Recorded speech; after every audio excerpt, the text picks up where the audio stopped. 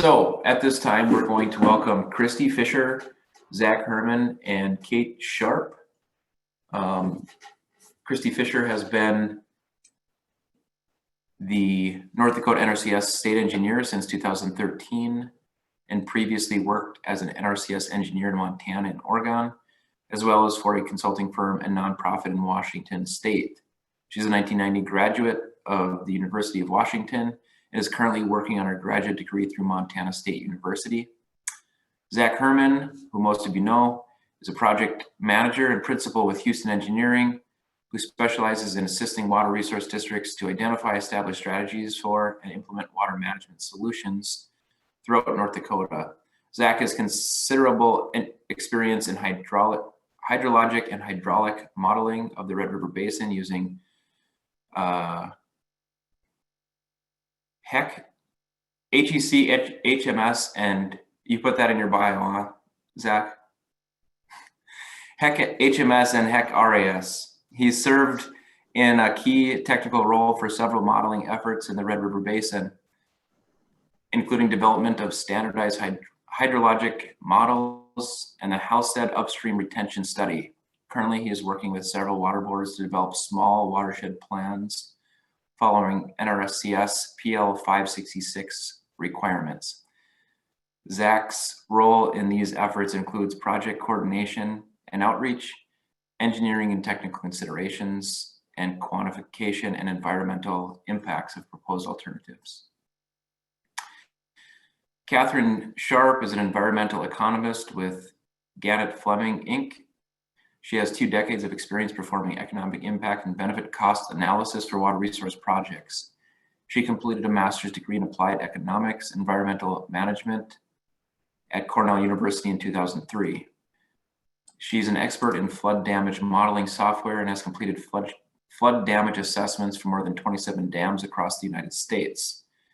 In North Dakota, Kate has conducted benefit cost analysis for flood control projects in the North Branch Park River, Forest River, Tongue River, and North Antelope Creek watersheds.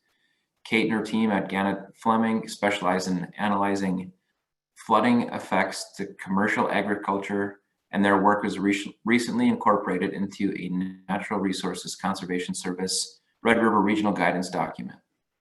So please welcome our speakers as they discuss the overview of NRCS watershed planning and economic analysis methods. All right, guys, I'll turn it over to you. Okay, I'm going to get my screen shared here.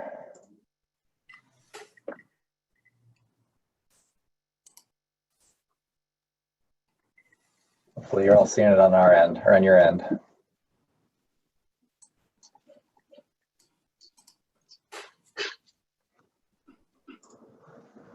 Looks good. Okay, well, good morning. My name is Christy Fisher, and I'm not an economist, so when I was asked to do a presentation on the economics analysis work NRCS has been undertaking for our watershed planning in North Dakota, I immediately went looking for professional help. So between Catherine Sharp, who's been doing quite a bit of this work, and as well as Zach Herman, who's been doing the modeling that feeds her economic models, I think the 3 of us can give you a sense of how NRCS has been approaching this work recently. Okay, Zach. So this is what we'll go through today. We'll talk about when and why NRCS is required to do economic analysis on our work in North Dakota, how we've been going about that, how our methods compare to the North Dakota State Water Commission benefit cost analysis methods, and maybe some thoughts on what we're all missing with this work. So first of all, most of the work NRCS is engaged in North Dakota doesn't require an economic analysis. If you are engaged in agriculture personally, there's a good chance you've worked with our agency on our EQIP, CSP, a water bank, or wetland reserve programs. And just in fiscal year 2020, we had over 800 individual contracts with ag producers in North Dakota for $47 million in cost share for conservation practices. Everything from better managing nutrients and reducing erosion on crop fields to improving irrigation systems to improving the health of grazing lands. We even do some small dams under these programs. But none of that work is subject to economic analysis on individual projects. Go ahead. So what is required for NRCS to consider economics on is our watershed programs. So currently we have 6 dams that were formerly built by NRCS that are under rehabilitation. We have, I think, 9 different watershed planning efforts going on for large flood damage reduction projects. And we have a small project under our emergency watershed protection program that basically uses a fairly simple comparison of construction costs versus value of the protected structure. So, and that was pretty easy to understand if you worked with our EWP program. If, for example, if it takes $50,000 to say riprap or riverbank to stabilize it, and that's protecting a shed valued at $10,000, that doesn't meet the criteria of the program. That same $50,000 project to protect a house that's valued at $300,000, no problem, we proceed. So that's sort of the very simple level. But we have obviously more complex processes we go through for the economics for our dam rehabilitation and our new watershed projects. Okay, Zach. So that was the when, and let's move on to the why. Economic analysis to support federal water resource projects was originally required by Congress in 1965 when they established the Water Resources Council. That's a very small 50-person agency, I imagine mostly made up of economists, that is headed up by the Secretaries of the Army, Agriculture, Interior, Transportation, and Health, who is tasked with issuing principles and standards for evaluating the value of water resource projects. So regardless of what federal agency is involved, a large federal expenditure on water resources is subject to this guidance. So over the years, as you can see here, that guidance has been updated either at the direction of Congress or the president. The most recent change, you can go ahead and switch, Jack.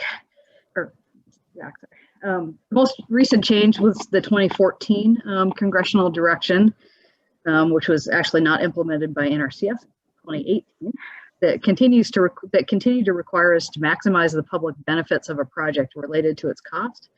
But it also made clear that those economic benefits and costs needed to weight environmental and social benefits equal to traditional monetized ones. And that new guidance is actually fairly helpful to our water resource projects in North Dakota, as we'll explain later as we proceed. Okay. All right, thanks, Christy. So again, my name is Zach Herman. I'm with Houston Engineering, and I apologize, Jack, for the mouthful in my bio there. I wasn't aware you were going to read it for the whole group, but thanks for suffering through that. So anyway, so the next step that we're going to get into is just digging into the details a little bit on how we actually quantify flood damages related to NRCS watershed planning efforts, both for the rehabilitation and the watershed operations projects that Christy had previously shown on the screen.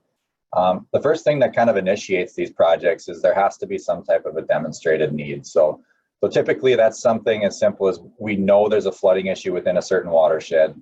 We have area residents that come forward to the applicable water management entity in North Dakota. That's typically a water resource district.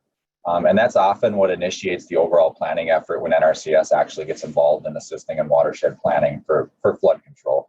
The next step, after we have an idea that we know there's an issue out there, we have to kind of inventory what those issues actually look like on the landscape. So, when we're talking about flood damages within North Dakota, typically what that means is some inventorying of essentially solicitation of public comments, some detailed hydrology and hydraulic modeling, frequency analysis of different floods, some surveying, and some fairly detailed flood mapping.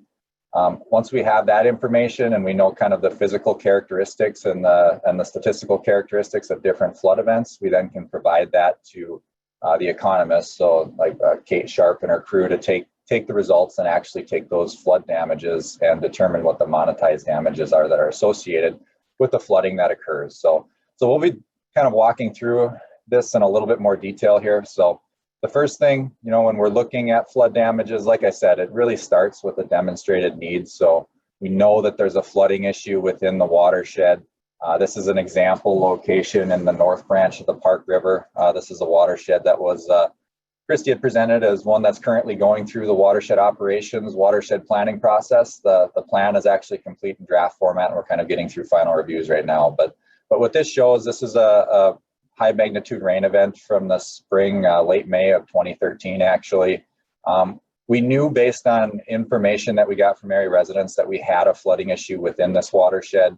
You can see the slide up in the upper left. That's actually near the community of Crystal in Pembina County. That's a Simplot facility that experienced some overland flooding. Expansive floodplains, as you can see in some of the other pictures, impacts to agriculture. And in this particular watershed, because of the timing of the flood and the type of soils after the flood receded, it actually left behind quite a mess in terms of erosion left on the landscape. So again, when we start out in the process, we kind of know there's an issue. It's brought forward by area residents, and that's kind of what initiates the entire planning process. So when we actually get into the planning process, one of the first steps that we do to help the first step in helping inventory what those problems are within the watershed is a pretty detailed engagement with the public. So in the case of the North Branch, there was an initial public meeting that kind of started out the NRCS planning effort. At that, there was discussion that this is the planning effort. We're looking for information based on observations from area residents where flooding occurs. A lot of that within the North Branch watershed actually occurred through solicitation through completion of public comment forms that allowed landowners to kind of verbally write what they've experienced within the watershed, as well as indicate on a map what they've seen for flooding. You see on the right of the slide here, there's just some local concerns that were identified kind of in this initial phase. Other things we can inventory, there's very frequent FEMA disaster declarations in the county because of flooding that occurs within this watershed. Frequent infrastructure damages, ag impacts, community impacts, and some rural residents that exist out on the landscape. At this level, all we're really getting is we're getting very qualitative or maybe a little bit anecdotal information from landowners.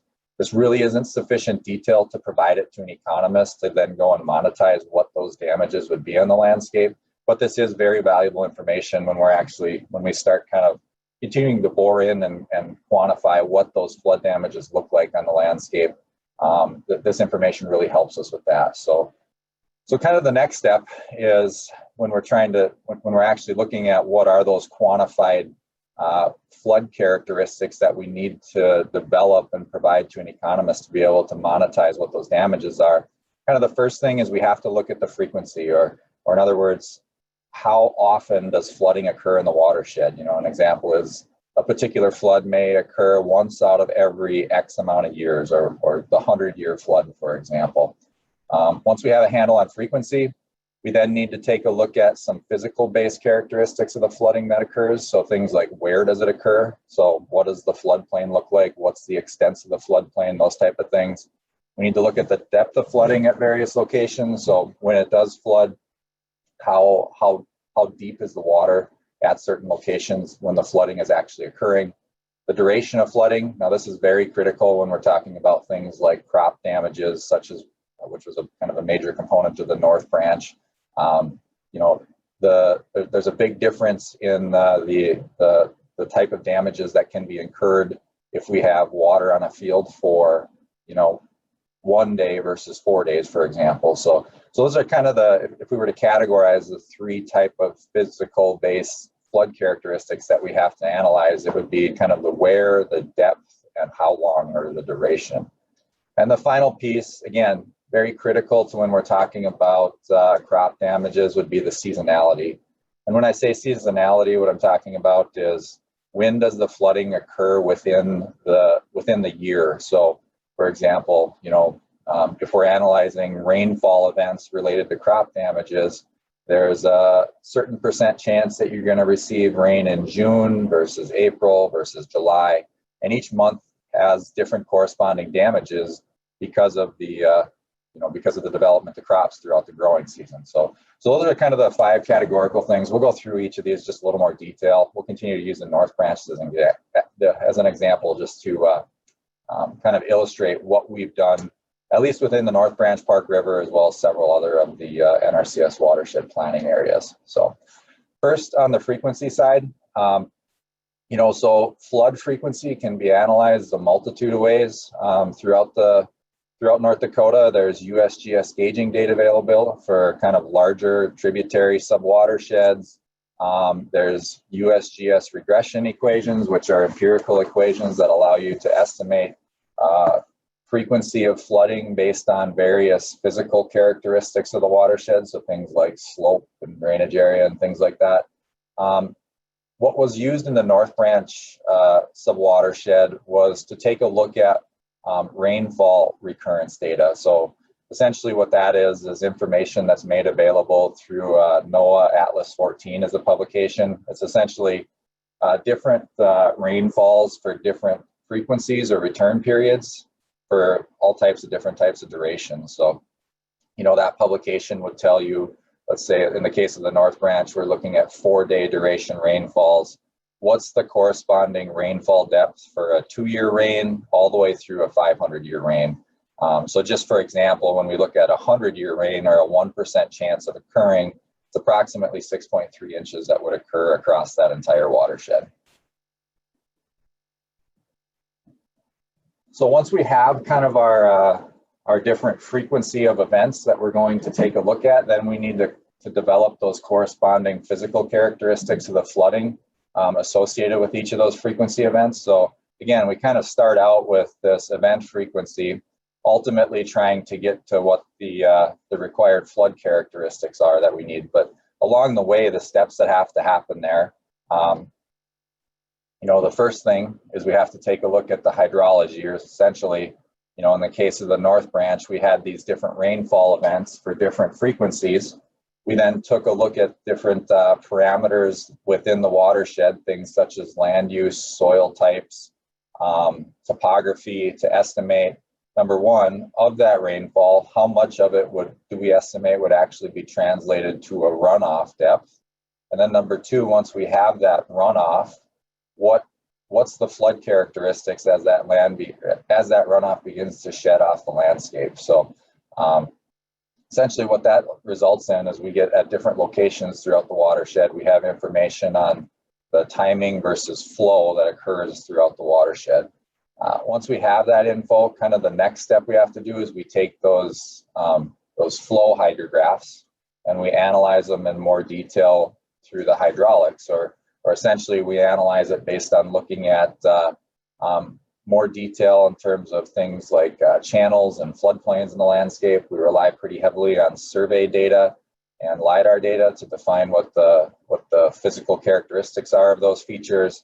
We then route those flows across the landscape, and that allows us to take those flows and actually translate them into a flood elevation.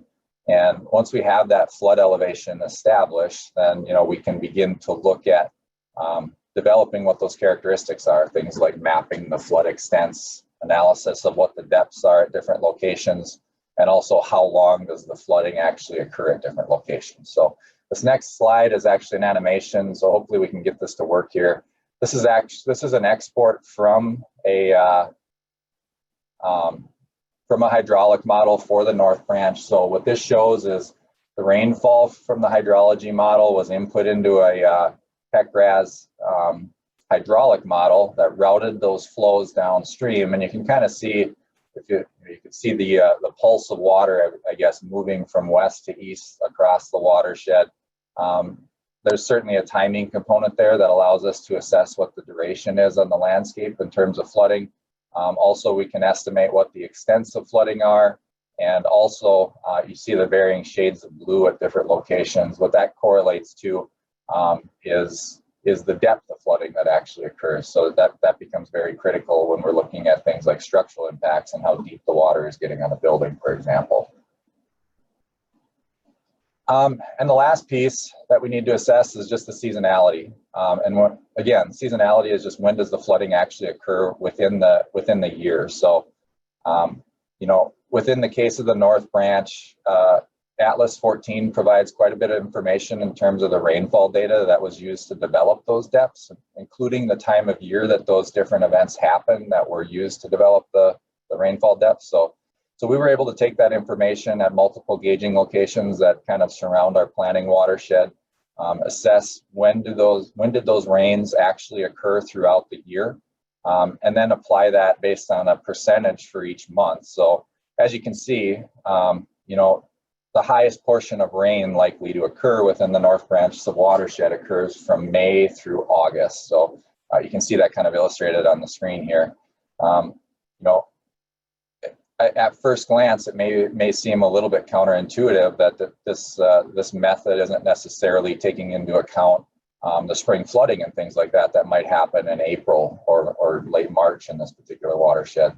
But as you do this seasonality analysis, it's really important to make sure that your seasonality analysis is linked back to the rainfall data or the frequency flow data that you're using to assess the damages in the watershed. So, you know, if you were looking at a larger tributary subwatershed focused on reducing damages at a community, it may be more appropriate to use something like USGS gauging data to assess what is the likelihood of flows throughout the entire year, and then apply a corresponding seasonality to that, which would certainly skew it much more to spring flood events, for example. But in the case of North Branch, we're dealing with a smaller watershed with significant age damages. The seasonality was kind of linked back to the rainfall data that was used as a hydrology input.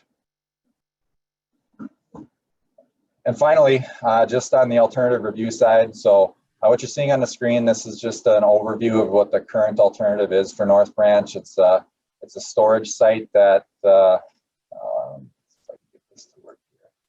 if you can see the pointer on my screen, it's a storage site. This is the Cart Creek. This is a very flood-prone small tributary within the North Branch subwatershed. This project diverts water out of the Cart Creek to the south into a flood-prone section of land that would have embankments around 3 sides. We would hold water and control it within this section of land and use essentially a small pipe to regulate flows going out of the site and reduce flood damages downstream. So essentially, when we're evaluating this from an NRCS perspective, the steps that we have to do, we kind of have to go through and repeat the same steps from an analysis standpoint as we did under the existing conditions to assess what are the damages with the projects. So we do that both under the existing conditions and with the project, and that information is then provided to the economist to monetize. So with that, I think we're going to jump into how we actually do the monetization of the damages. Thanks, Zach and Christy. So I'd like to talk to you about how we completed the benefit cost analysis for the North Branch Park River. In all benefit cost analyses, whether you're talking about new flood control measures or rehabilitating older structures, the goal is really to have the benefits of new flood protection outweigh the cost of the project. So as we went along and followed the NRCS process on North Branch, we reported our results in the tech memo that I have up on the screen. The tech memo is basically a longer version of the new State Water Commission spreadsheet that's completed for state-funded projects. So as we go along, I'll talk about how the NRCS process compares to the new state process for economic analysis. Next slide. Thanks. So as Zach was explaining, to estimate damages, we look at flood events with different recurrence intervals. And for North Branch Park, the largest event we looked at was the 500-year event under existing conditions. And existing conditions for this project was pretty much status quo with, no new flood control in place. So once we have that outer boundary of our study area, we start the analysis by collecting county tax parcel data to identify structures that might be affected by flooding, like you can see up on the map on the screen there. And then we also collect North Dakota DOT GIS data on the infrastructure that's downstream. So the roads, the bridges, railroads that might be in the flooded area. Next slide. So once we know what structures are downstream, we have to estimate a replacement value for each structure. And one option is to use the assessed value from the tax data, but that's not really a great choice for a couple of reasons. One is that a lot of times that value is just not there. For example, we had a school in the North Branch Park watershed, And because school buildings aren't really taxed the way that, other structures might be, there's really no good value that's present there in the tax data. And then second, even if you do have a value there, oftentimes it doesn't really represent what it would actually cost to replace the building if it were flooded out. So we use a commercial cost database. We use Marshall and Swift. It's a really useful tool. It has replacement values for just about every kind of structure that you can imagine. And I put potato storage buildings up on screen here since we had those downstream in North Branch Park. So the state process, they also use Marshall and Swift data for houses. But for farmsteads, the state spreadsheet just assumes a flat $1,250 in annual damage, and that's per farmstead flooded. So that is a pretty big simplifying assumption on the state side. And that's really because, you don't have all the same hydrologic and hydraulic modeling that Zach was just talking about, usually when you're doing a state process, that you would have in the federal process.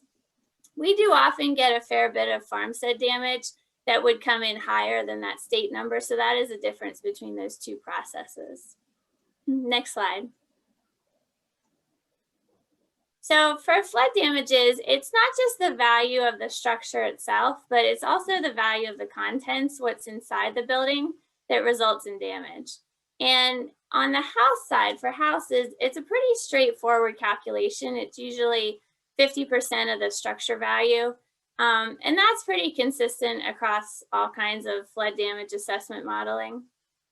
But for agricultural buildings, it was more important for us to understand what the specific contents were that were inside these buildings. So to do that, we conducted written interviews with the Pembina County and the Walsh County Water Resource Districts. We asked them some questions about, what kind of specialized equipment is found inside these buildings, what machinery is there, other questions like, hey, what's the bushel capacity for this size storage building for potatoes? And, we also have published data, but these interviews really help confirm that our assumptions are correct and accurate for the study area. If we say, like, what really does happen to a grain bin if there's 2 feet of flooding? What's been your personal experience? Then that really helps us improve the content of our analysis. Next slide. So on the crop side of the model, USDA has a GIS cropland data layer, and that shows all the dominant crops that are in the study area. North Branch in eastern North Dakota has, what you'd expect, corn, a lot of corn and soybean, spring wheat and dry beans. And then it also has potatoes and sugar beets, which are, the more specialized crops for the study area. We found that a lot of the grassland and pasture land was mostly conservation easements, or other types of non-active agriculture. We actually collected 5 years of this data through the model. NRCS wanted to account for different crop rotations that occur in different years, or just other changes. Maybe one year your sugar beet processing plant is offline and you plant fewer beets that year, So looking at multiple years helps account for some of those year-to-year differences. And then we also collect USDA data on crop yields for each county and normalized or 5-year average prices per crop. So then on the state side, to compare, instead of collecting individual crop data and prices the way we do, the spreadsheet offers a composite crop for each study area. That's kind of a mashup or an average of all the crops that might be growing in a county. And it's more or less an average of the prices as well.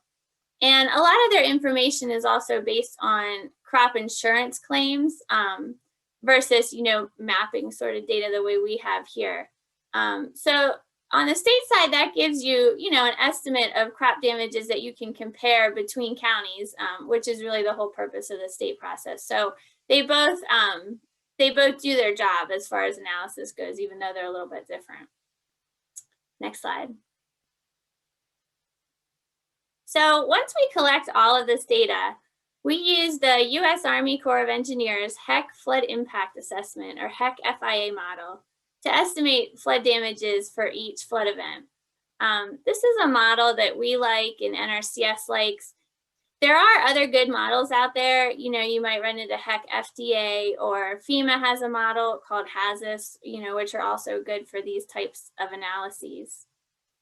So we need to decide how many flood events we're going to model. On the North Branch project, we actually modeled 8 events. The state process usually models 4 events.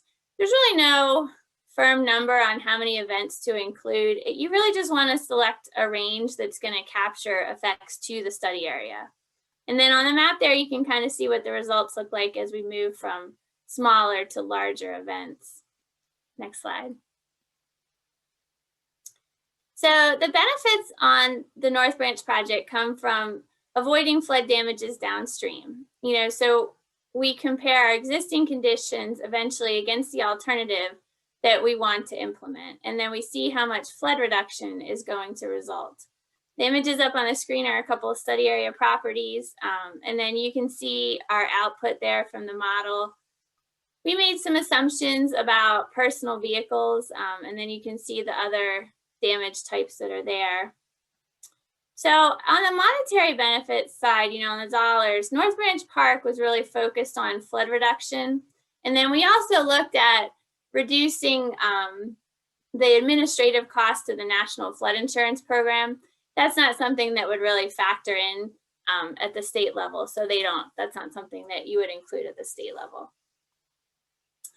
Recreation is also often a significant benefit. It was not for North Branch Park. That wasn't part of the analysis, but it's often a factor for both NRCS and the state process. And both processes have measurement tools for looking at recreation benefits and how you can do that. Some other benefits that the state process has include flood relocation costs, emergency costs. They have transportation delays or detours costs from that. And also something called the social value of flood risk, which is really just sort of that it's really difficult in intangible ways to go through a flood and to experience that. So it offers a measurement for that. A simplifying assumption that we made on North Branch in comparison to the state process was that those type of benefits that I just mentioned would be kind of smaller factors. They wouldn't really move the needle for us. So those benefits we didn't include on North Branch, but they certainly could be factors on other NRCS projects. Next slide. So to measure avoiding flood damages to infrastructure, we overlaid the flood boundaries with the downstream infrastructure GIS layer. And then our civil engineers estimate replacement costs for some of the roadway types that you can see there in the table. And we make some assumptions based on the speed and the depth of the flooding about how much of the flooded roadways would be damaged. And we even assume that a small percentage of them might be washed out entirely and need, you know, embankment replacement. And then again, you know, we look at the difference in the damages between the existing conditions and the new alternative. And if you're looking at the map, you can see that I'm cheating a little bit. That's the town of Mngmt, which is in the Forest River watershed. We didn't actually have any bridges over top on North Branch, but I wanted to be able to show you a map. But this is the process that we would follow, you know, on all of our NRCS projects. And then on the state side, so the state process does it a little differently. They assume for every 1,000 acres flooded, there's an average annual damage of $500. And again, you know, that's a simplifying assumption where if you ran road damages through the NRCS process that we do and you ran it through the state spreadsheet, you would probably get higher damages on the NRCS side. Okay, next slide. So to look at avoiding flood damages to crops, we used a combo of the HEC FIA model and a spreadsheet model that our team developed for these type of projects. First, the crop data goes into HEC FIA, and that gives us the acres flooded for each crop and also tells us how long the crop is underwater. And as Zach was discussing, you know, unlike a house, a house is kind of binary. Once it's flooded, it's flooded. It's either flooded or not flooded. But there are some crops that can be flooded for a short amount of time, and kind of be okay, whereas others not so much, So after we get that information, we convert the flooded acres into dollar damages, and then using the crop prices and the per acre yields that we got out of the USDA data. Next slide. So here I listed some of the items that we considered when we were building our model to measure crop damage. As Zach was discussing, we look at what month the flood occurred, and of course the flood duration. And then we also look at late planting. So if you get a spring flood, that's going to result in late planting, there's probably going to be yield loss on the season. And by the same idea, replanting. So if the flood damages enough acres, you might replant the whole field. And there's a cost for that, which we included in the model. And then what would be the cost of additional land treatment after a flood? So basically, no matter what, if there's a flood, those acres are going to have an extra operating cost. That might come from, you might do more tilling or cultivation, some other kind of treatment that's going to break up the crust and re-level the soil. There might be an additional chemical application. You're probably going to have to remove debris and silt, or, on the back end, it might make harvest more difficult. So we represent just that overall experience in the model with a $20 cost that's applied to all the acres flooded in the growing season, April to September, and then a $10 cost per acre in other months. And it's interesting, our NRCS process and state process were developed pretty much totally separately. And when I looked at the state spreadsheet, they have almost the exact same assumption in there. So, that's kind of cool. But we also, so other things that we look at are crop yield reduction. So if you have a flood in the middle of the growing season, and it's too late to replant, then of course there's going to be a yield loss from that. We also looked at crops in storage bins. So we had to make some assumptions about time of year and would the crops in the storage bin be there or not there. And then as far as excluded costs, there were certain things, we don't include in the model. So we don't include crop insurance payments because that money is really just is a transfer from the insurance program to the affected farmer. So it's not really appropriate to include in this type of model. And then we don't include sunk costs. So, money that you can't get back, maybe if you bought a new tractor last year, something like that. Or any cost basically that you're going to have regardless of whether or not there is a flood. So maybe like a mortgage payment would be an example. Go ahead, Zach. So we put all of that information together and came up with an annual flood reduction benefit. We were looking at a project life of 50 years for North Branch Park. NRCS allows a project life to be anywhere between 50 and 100 years. On state projects, it's always going to be 50 years. And we use the federal water projects discount rate. That's basically, accounting for the time value of money that, some of these costs are up front and some of the benefits occur out over time. That's the same rate that's used on state projects. And it's really important that, when you're comparing these projects against each other, that you use that consistent rate between them so that you make sure you're comparing apples to apples. So these benefits they're used as what NRCS calls NED benefits, which stands for National Economic Development. And that's the same as SED, or, on the state side, they use State Economic Development. And both mean the same thing, which is just to get the most for your dollar, maximize your net benefits, either to the state or to the nation overall. And now that NRCS has switched over to their new PRNG planning process, they've changed the terminology to NEE, National Economic Efficiency, but they all pretty much mean the same thing, which is getting the most that you can for the dollars that you're spending. And then on the cost side, so we compare the benefits to the costs. And on the cost side, NRCS what NRCS calls installation costs include construction, of course, and then also planning, engineering design costs, any permitting or land purchases, and then they also look at operation and maintenance costs that are spread out over time.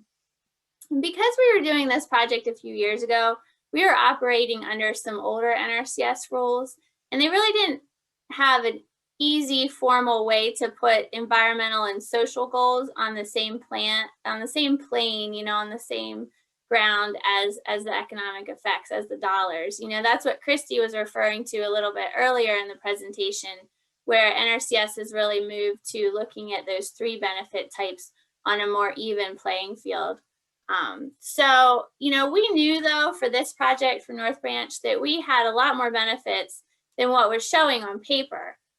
Some of the other benefits on this project that aren't dollars and cents are water quality. We had a lot of improvements to water quality, wildlife habitat, and also really importantly, a contribution to regional flood management on the Red River.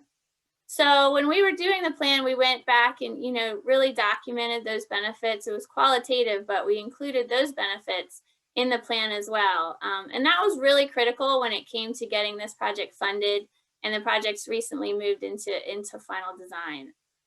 So that was a really critical step for us. So I'll hand it back over to Christy, and she's going to talk a little bit more about our Tongue River project. Yeah, so that was a great description, Kate and Zach, thanks, on our approach to traditional flood damage reduction benefits. But here's a little bit less traditional project. One of our watershed plans on the Tongue River is addressing a 2-mile reach that has had significant downcutting and widening on it since 2013. So what we've done really since the NRCS first got engaged in 2015 is to do some annual monitoring of cross sections to see how much is being lost both in the bed and the banks of the river. We have bed chains and we have bank pins, and then we also went back to look at reservoir surveys historically as well as some bridge records. And you can see a plot here of just sort of some of those channel changes that have happened over time. Go ahead and switch, Zach. So from that data, then we went through calculations using the Bank Erosion Hazard Index and the near bank stress method to assign erosion rates to each bank in the 2-mile reach. And then those were then calibrated to those bed chains and the bank pins and the annual surveys. And ultimately that got us to a modeling result of 3,700 tons per year being generated from this particular reach. And then we used a comparison of reservoir surveys and other data to evaluate how much of that volume was actually being delivered to the downstream reservoir at Renwick Dam. Okay, Zach. So our economic analysis, therefore, needs to look at what the impacts would be if we let that erosion continue unchecked versus investing in a project that would stabilize the reach. There are 2 major categories related to the reservoir. One is the lake condition itself. Eroded sediment both carries legacy phosphorus with it that was transported over decades on the floodplain. And it also acts to absorb dissolved phosphorus that's naturally being transported in the river during flood events. So both of those can lead to increased eutrophication impacts in the reservoir, and Renwick has experienced increasing algal blooms over the last decade as a result. And then in addition, that unexpectedly high rate of erosion over time would impact the flood control effects of the dam itself. Okay. So we're still working on the analysis, but this diagram basically illustrates the approach we're taking. Icelandic State Park is located at the reservoir, and the number of user days prior to the channel incision process ramping up is known. And they can estimate the number of user days currently being lost on average in mid to late summer when the reservoir is unusable for swimming and boating due to algal blooms. That can then be equated to an economic loss. I'll just let you run through those animations, Zach. So likewise, when NRCS originally designed Renwick Dam and then rehabilitated it in 2013, it was originally designed for a certain size of sediment pool. We expected sediment coming from the watershed to deposit in the dam. And then we know the value of those downstream flood reduction benefits originally determined. So, and we can project the extent to which they would be reduced by sediment encroaching into the flood pool over the dam's 50-year lifespan. So I don't have the exact numbers for you, but that's basically the approach we're taking. So finally, let's take a look at ecosystem services. If you want to switch to the next slide. Many of our new watershed plans include dry dams for floodwater retention, and the North Branch Park was an example of one of those. And the bottom areas of those dams could remain in cropland, or they could be used for some environmental benefits. And many of our projects have looked at incorporating internal biomass harvesting areas to reduce phosphorus delivery downstream, as well as restore or create wetlands.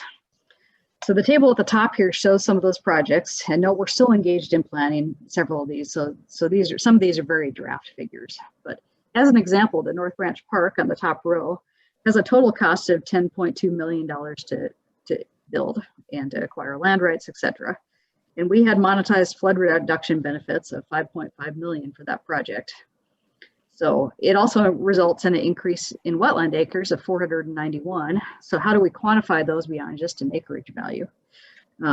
Because every acre of wetland is not worth the same amount as another acre of wetland. So if you've done any draining or mitigating of wetlands with NRCS, you're probably familiar with our geomorphic model that scores those individual wetland functions. It's a numerical system specific to the individual wetland being gained or lost. So you can see we're using that now for these watershed plans. You can see in North Branch Park, the functional capacity units the project generates ranges from 275 to 430 for all these functions that are listed in the lower left.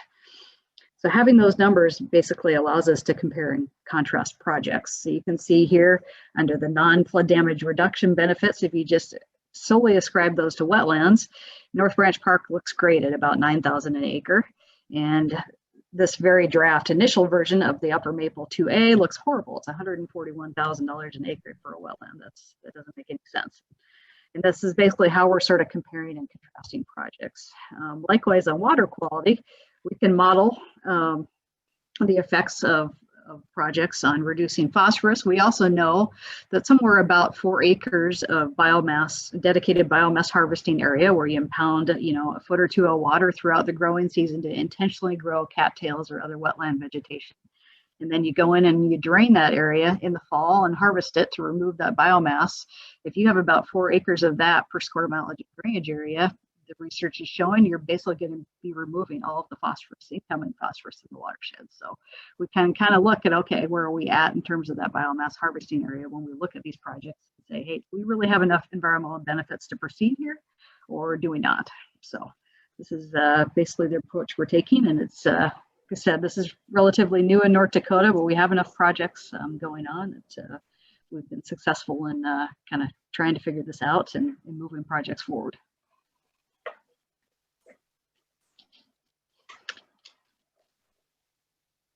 All right, thanks, Christy. Maybe just to wrap it up real quick here, just wanted to touch on just regional concerns Kate had kind of alluded to. So both of these projects that we talked about, both the North Branch watershed and the Tongue River watershed, are all located within the Red River Basin. The Red River Basin, it's a very complex river basin. It's got international jurisdiction extents, deals with 3 states and many local units of government that are responsible for managing water. In addition, the resource issues are very complex with things like flooding and frequent flood damages, and also on the water quality side, high nutrient loading that's currently being experienced throughout the watershed. So, what that's led to is some internationally agreed to basin objectives, both in relation to flood damage reduction and to water quality. So when we look at on the flood damage reduction side, the Red River Basin Commission has kind of led that effort through their long-term flood solutions efforts. And kind of what relates to some of the tributary work that we're talking about here is attaining flood protection objectives throughout the basin to alleviate flooding on the red main stem. So what can we do throughout the tributaries, essentially? So what activities can we take within the tributaries to reduce peak tributary outflow kind of focused on addressing local issues within each tributary, but then yet still have an impact on reducing the Red River peak discharges. The current goal is 20% along the Red River main stem. So both of these projects fit within that category. They do things to reduce the contribution of flooding to each of these tributaries and kind of align with that international objective. Also, you know, there's a nutrient reduction objective that's through the International Joint Commission, essentially of reducing nutrient loads reaching the Red River and crossing the international border. So idea being are there activities within the basin that can be taken that help further those goals. Both of these projects we feel would reduce the, you know, as Christy said, both projects have benefits in relation to nutrient load reduction from the upstream watersheds to each of them, and would be consistent for those goals. And I bring that up just because through the NRCS planning process, you know, we talk a lot about monetizing damages, but some of these non-traditional damages, another piece of it is there's opportunities, certainly when there's an international jurisdictional boundary involved, such as what we have between the United States and Canada and this watershed. There's opportunity given for kind of consideration for showing a demonstrated commitment to goals that exist between you know, United States and a neighboring country, or Canada in this case. So just in summary, you know, the NRCS economic analysis, there's a lot of flexibility within the economic analysis when considering costs and benefits. But it's just important to note that the NRCS process also is a pretty significant investment and analysis of that for justification as to what you're looking at in terms of benefits and the flexibility that's needed to kind of customize that to your specific watershed. So it is a pretty large undertaking from a technical perspective to quantify and monetize what those unique costs and benefits are within a particular watershed. Kate touched on this, but the new PRNG that NRCS is now operating under does allow for consideration of not only the quantified benefits, but also kind of non-monetized, what's referred to as ecosystem services benefits. And essentially that's kind of completed in a trade-off procedure where you know, it may not be the most cost-effective alternative that's selected by NRCS. It may be looking at things such as what are the economics from a flood damage reduction, but what are some of the trade-offs associated with ecosystem services? What do we have potentially to lose or gain by taking a certain action? And you know, just in comparison to the State Water Commission methodology, you know, the methodology at a very high level is really similar. Obviously, the NRCS process just digs into much more detail that's kind of customized to the specific location that you're looking at. But the State Water Commission tool certainly gives you a much quicker way to get an estimate of where you stand with benefits and costs using pretty reasonable numbers when looking at things from a statewide perspective. So with that, I just want to say thanks to everyone for kind of hanging on with us here today and listening to the discussion. So Jack, I don't know if you wanted to, if we have time for a couple questions or. Yeah, thanks so much, Christy, Kate, and Zach. Does anyone have any questions? I haven't seen any come through in the chat box. I know I was going to ask how this compares with the State Water Commission economic analysis process, and I think you just answered that, Zach. So does anyone have any questions?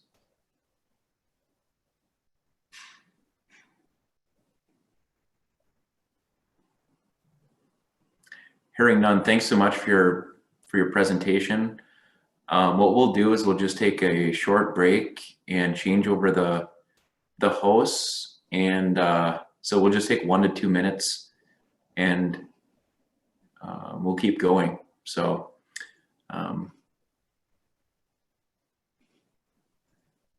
just give us a moment to get our new host going here. So.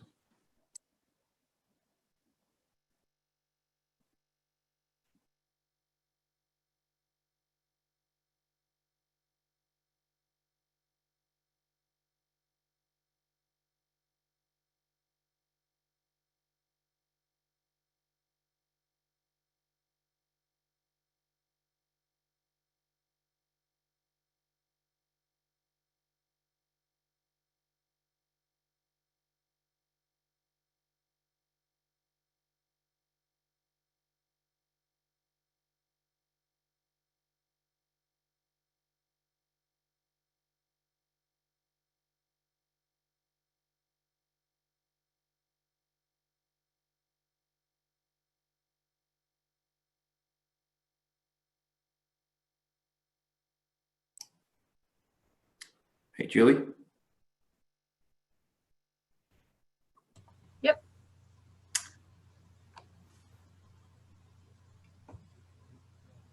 Yep, I'm here. Joel Good. is the co-host, and so are you.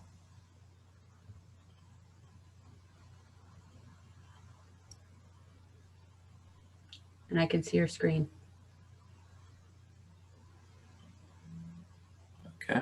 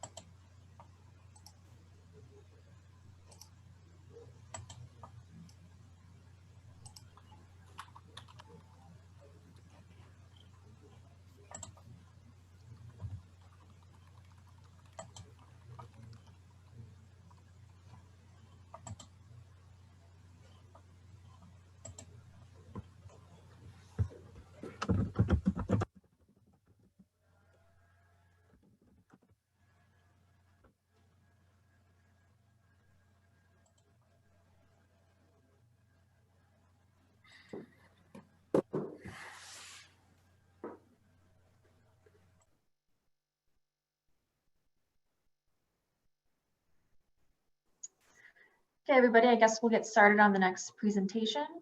As you can see on the screen there, it is Natural Waterways by Jack Dwyer and Joel Toso. Joel Toso is a senior water resources engineer at Barr Engineering Company in Bismarck. He has more than 30 years of consulting engineering experience working with water-related issues. He's a professional hydrologist and professional engineer in North Dakota. He also has served as an instructor of applied hydrology and hydraulics at the University of Minnesota for more than 18 years. Jack Dwyer joined the Dwyer Law Office in November of 2011, and he opened an office in Fargo. He serves clients in the areas of water, real estate, and commercial law, and he formed Dwyer Gabey in 2019 with Lance Gabey, which provides association management services.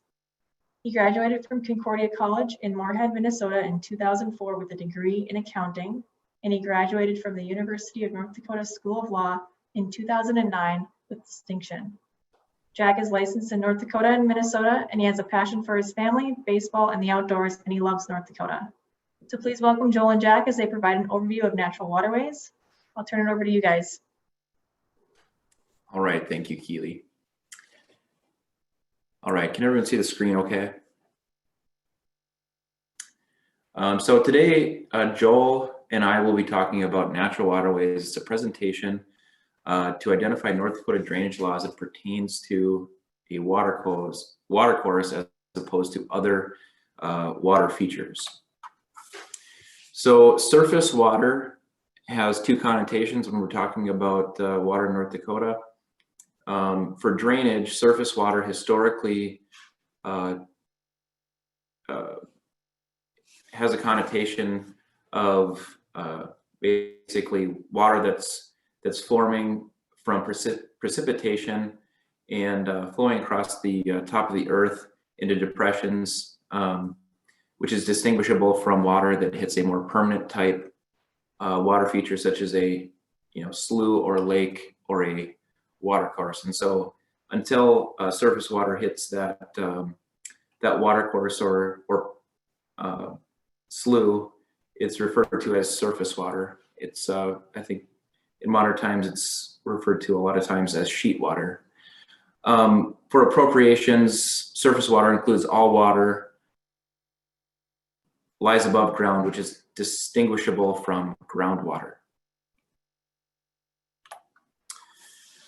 So, like I said, this presentation, we intend to differentiate a watercourse from other water features. In case law and statutes, I often see other water features referred to as a draw, waterway or runway, a topographical depression which conveys water, valley, natural drainage channel, a ditch, which I think often refers to a road ditch, a drain, which often refers to a man-made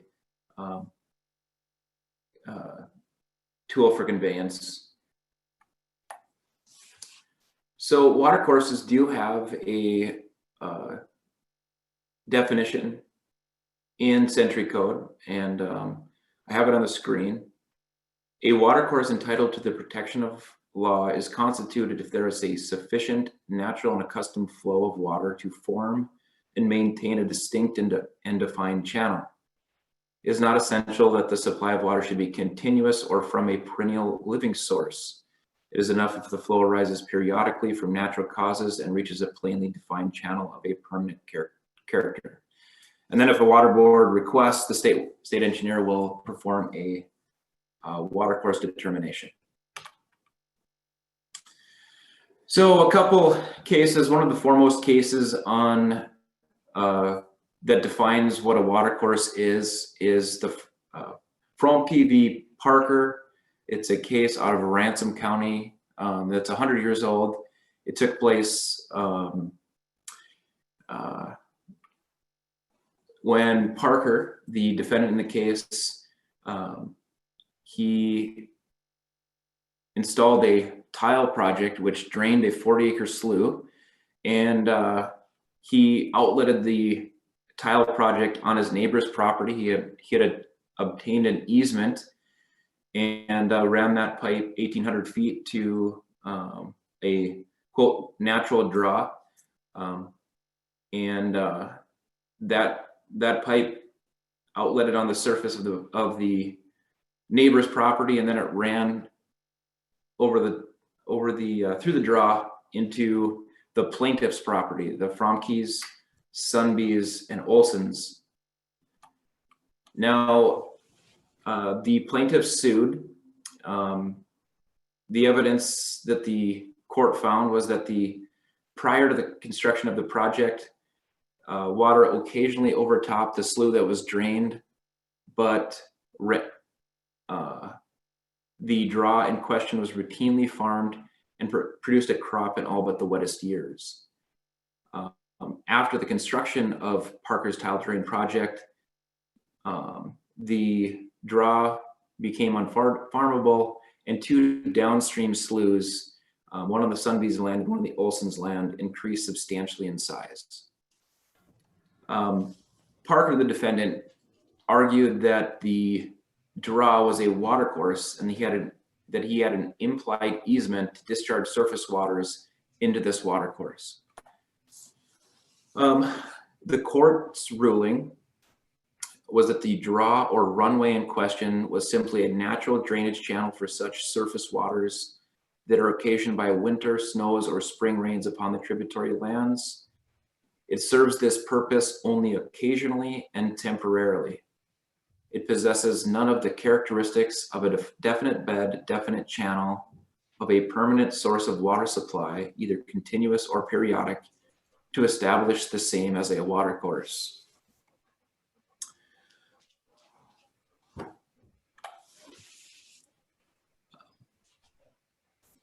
So in another case, I believe this was in Trail County, in State v. Brace, the state of North Dakota, I believe, was trying to obtain title via eminent domain or through a declaratory action that they had an interest in Fuller's Lake under the Constitution that implies that the state has an interest in watercourses. However, the court determined that this was not a watercourse because water was not in motion. And I've got a satellite image of Fuller's Lake there. So they said that in order to constitute a natural watercourse, water must be moving, such as a stream, a lake, or a pond. And so through our statutes and through the two cases that I just talked about, and other cases and secondary sources, the elements of a watercourse, number one, require water to be in motion. It requires a definitive bed, banks, and channel a substantial stream, and a definitive or definite source of supply. Case law has suggested that the stream doesn't need to be flowing year-round. You know, the Little Missouri River is for sure a watercourse. That comes to a standstill at times during the late summer, but it drains a very large watershed. And so, you know, under the source of supply, any engineer or expert that would be performing a watercourse determination would look at the area or the supply of water, and so you know, I guess I skipped over definitive bed banks and channel. That's talked about a lot. What a court will look for, or what an engineer will look for, is obvious signs of a channel, a scar on the earth from a continual source or periodic source of water. So why does it matter? So how does a watercourse differ from a smaller water feature that doesn't have the characteristics or doesn't meet the elements of a watercourse at law or legally? So we'll go through a number of different scenarios and discuss whether it matters whether we're discussing a watercourse or, say, a draw or a waterway. Regarding the interest of the state, it definitely makes a difference when we're talking about a watercourse versus a draw. Under our Constitution, all flowing streams and natural watercourses shall forever remain the property of the state for mining, irrigation, and manufacturing purposes. And so the Constitution takes an interest, I wouldn't call it ownership, an interest in watercourses for mining, for the limited purpose of mining, irrigation, and manufacturing purposes. And then in our first statute, in our chapter on water, all waters within the state except diffused surface water, whether flowing in well-defined channels or flowing through lakes, ponds, or marshes, which constitute integral parts of this stream system, or waters and lakes, is owned by the state of North Dakota. And so, you know, right there in the Constitution, in our very first chapter, very first statute, the state takes an interest in basically all water that lies in watercourses. Now, to clarify that a little bit, there's a difference between watercourses that were navigable at the time of our statehood. For those non-navigable watercourses, the riparian owner retains all ownership of the bed of the watercourse, subject to the state's interest in mining, irrigation, and manufacturing. Although the public arguably has a right to use all non-navigable watercourses for recreation as long as they can access it without trespassing or touching the bed of the river. So if they can float, the public arguably has a right to use non-navigable watercourses. Regarding navigable watercourses, of course, the bed of the watercourse up to the high water mark is held by the state in trust for the public, although the shore zone between the high and low water mark are held, I should say the riparian owner owns an interest in that shore zone, although the state hasn't necessarily decided what right. I think it's looked at on a case-by-case basis, depending on what type of activity the riparian owner wants to take in that shore zone. So,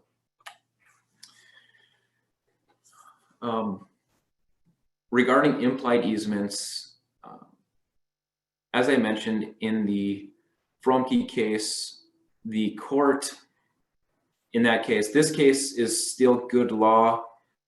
It hasn't been expressly overruled. And the holding of that case, other North Dakota Century Code provisions, and another case or two indicates that a watercourse carries an implied flowage easement up to the, for artificial drainage, up to the carrying capacity of the defined banks of the watercourse.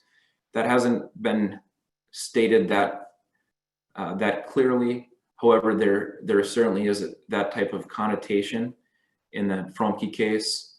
However, a draw or a waterway, a smaller water feature that doesn't have the definitive bed and banks, that wouldn't carry that implied easement for artificial drainage, although a downstream landowner cannot object to the natural flow that crosses that natural drainage path. Now, whether or not this implied easement still matters after the adoption of the reasonable use doctrine by North Dakota in 1967 is questionable. I guess I would argue that a downstream landowner would have the ability to use downstream draws to their carrying capacity. However, it would be a matter of degree. So a downstream landowner who has a natural drainage channel or draw might not be able to shed water, or might be facing more adverse effects because the draw does not have that carrying, doesn't easily carry water like a watercourse should. So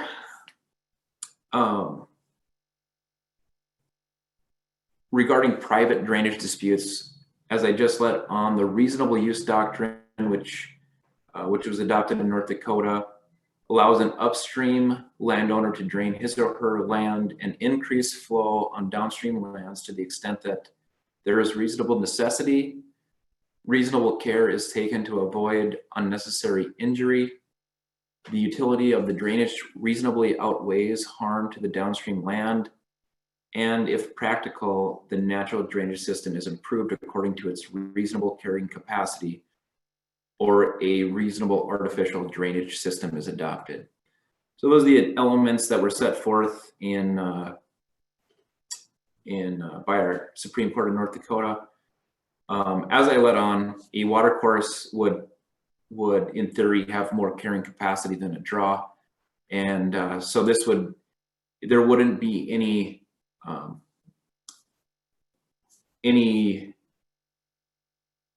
benefit to having a downstream landowner with a watercourse over a draw, except the actual that a watercourse would have more capacity to carry water downstream and therefore avoid damage. Surface permits under North Dakota Century Code 613203 for any drain that exceeds surface artificial drain that exceeds 80 acres of watershed. A water board will determine whether the proposed drain will flood or adversely affect downstream lands. Again, a watercourse would more easily carry water downstream. Now,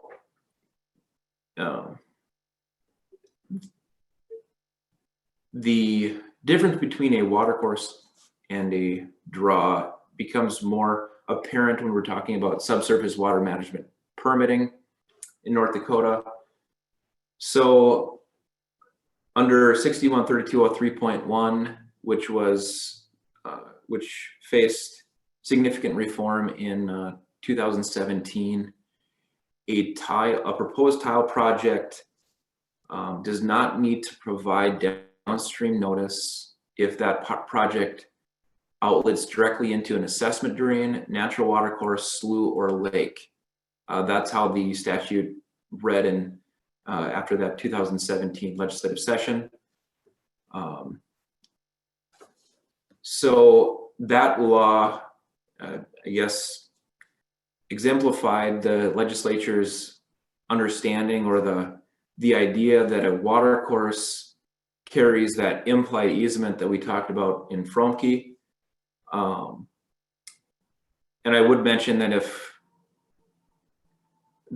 a tile project, let me back up, if a tile project outlets directly into an assessment drain, natural watercourse, slough, or lake, then the downstream landowners wouldn't receive notice, and if they don't receive notice, they can't provide technical evidence of any unreasonable harm or flooding. And so basically a permit would be approved in that case. So in 2019, and this was a case that my office was involved with Joel Toso, we actually, there was a proposed project that where a landowner intended to discharge his tile water into a, but what turned out to be a natural draw or natural drainage channel after a watercourse determination, and an appeal determined that the waterway in question did not meet the characteristics of a watercourse. After that, the legislature expanded the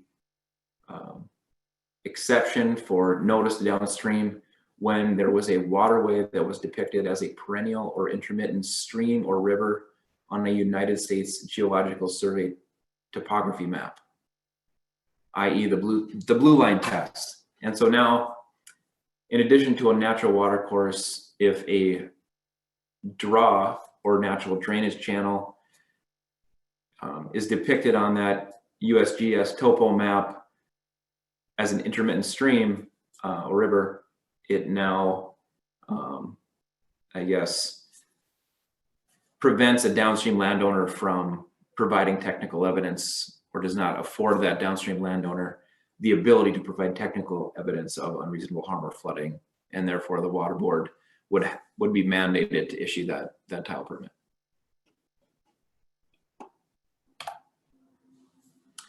And so now I'll turn it over to Joel for a case study on that case that we just discussed. Thank you, Jack. The case study is similar to that Fremke Parker. You have a farmer that wants to drain a portion of his property. So there's a tile drain plan that's shown here. He applies to the County Water Board. County Water Board requests from the Office of the State Engineer to perform a watercourse determination to see if the outlet is going to be a watercourse. If it's a natural watercourse, then the downstream property owners need to be noticed. So it's quite similar here. So I get the opportunity to look at engineering issues and leave the legal stuff to Jack. So I can, this stuff's fairly simple in my regard. Next slide. Here's a property that was looked at from Google Earth. You kind of see the general lay of the land. It's definitely farmed. You've got flow drainage through there. Maybe the next slide will kind of give you the better idea what's going on. So where Jack had his cursor, you have the proposed area drained is indicated upstream, and so the flow is from the top of the slide down to southwest, we'll call it, top being north. There's also a proposed outlet, and in a circled area, that would be the downstream flow path from the tiled area. So the question here is, you have the lake, which would be a definite water feature, and then you got this flow path. Is that a water course or not? So let's take a look at the next slide where we got the USGS topo. This is USGS topo for the area, and this case is, or this idea here is pre-2019. So if we After 2019, you take a look at this and you do have the line depicted as a stream. So this would if this is post 2019, the water, the person looking for drainage would not need to be noticed in that downstream section 33. Wouldn't need to notice the property owners there. But pre-2019, we have to demonstrate whether that area is a watercourse. Does it have the, is it water in motion? Yes, you can see there's a grade. Notice you can see there's a, from the topo lines, you can see that there's a definite grade, so you have that. The grade does flatten out as you approach the lake because you have the delta that occurs right before a lake, so it flattens out there, but you have a grade to work with. Next one would be, does it have defined bed and banks? So let's take a look at this. So here's the area of interest. Does this have defined bed and banks? You can see that it is farmed, but if you look closely, there's evidence of where the water would go, and there's a waterway there. Now, is it a water course? Let's try the next slide. This is the drone footage, and this is the upstream area to be tiled. And way in the background, at the top of the image, you can see the lake. And so this is the area where the farmer wants to drain. And the next slide will show you the outlet. The outlet is proposed in the bottom right of the screen. You can see the wetland there. Right upstream there is a flow path that enters that wetland, and then downstream of that wetland or cattail area, you can see a sinuous channel that's approaching the lake at the top part of your screen. So is this a watercourse or not? Let's try the next slide. When I went out there, I took 3 cross sections. I showed 3 cross section locations. We actually took 6 cross sections that went all the way to the lake. And these are just shown as examples of the upstream area. So here are your 3 cross section locations. Try the next slide. These are the cross sections that we found. The overbanks are flat, but you do have this low point in the area. And the flat line that's shown here is a 2-year flow.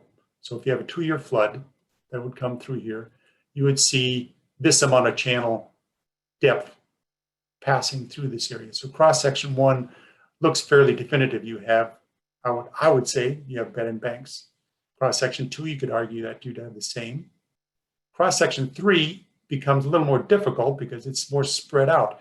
But as you recall, this channel is approaching the lake in this area, and the flow is getting spread out as the water deposits sediment. So you'd expect a less defined section in that location. Let's try the next slide. When the Office of the State Engineer looked at this thing, they did a site investigation as well. They also looked at stream stats to kind of see what are the flows coming to this site. Here you have 3.3 square miles draining to this location, and a 2-year flow is 12 cubic feet per second. So you have, substantial water coming to this thing. When they went through all the details of their determination, it was found that this was not a water course. They didn't find a definite bed and banks. So these situations are site specific, and you can see there's a difference in opinions even between engineers. Let's try the next slide.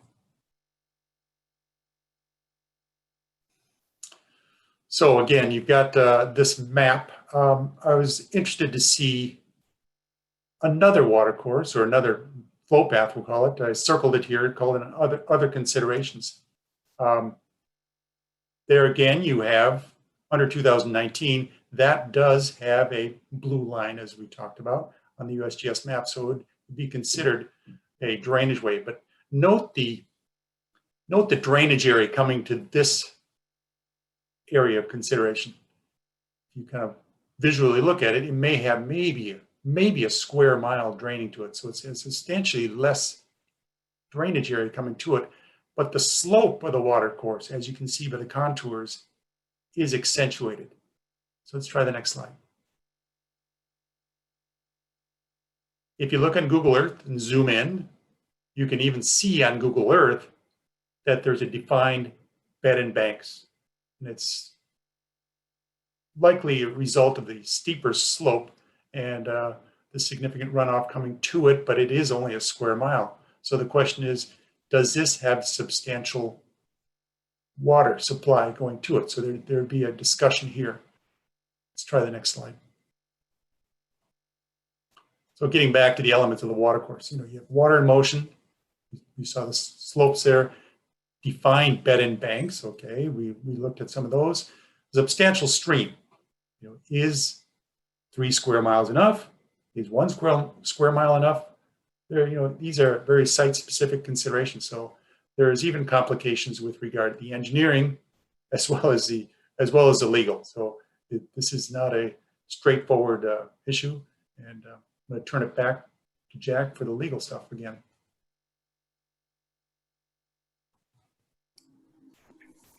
Yeah, another lawyer, Lynn Messeth from my office, was the lawyer on this file and argued this to an administrative law judge. And the standard of review on appeal. So just to back up and provide better explanation, the state engineer did a watercourse determination and found that the watercourse, I should say the waterway that Joel just described and that you saw pictures of and topography of, the state engineer determined, the office of the state engineer determined that that was not a watercourse. It did not have the sufficient characteristics of a watercourse. On appeal, the administrative law judge, using a preponderance of the evidence standard, so not giving deference to the office of the state engineer, looking at the evidence that we just provided to you. Of course, the appellant had the burden of proof to establish that the determination was made in error. However, the administrative law judge in that case sided with the state engineer. And so what we just looked at, that does not have the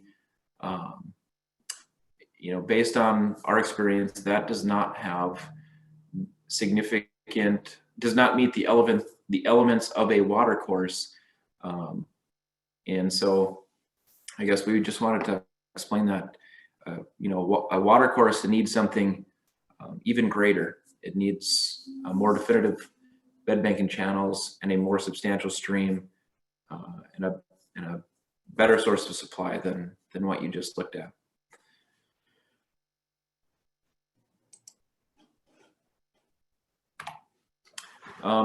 Just getting down to the last few, I guess, items of law that, or issues in law that would potentially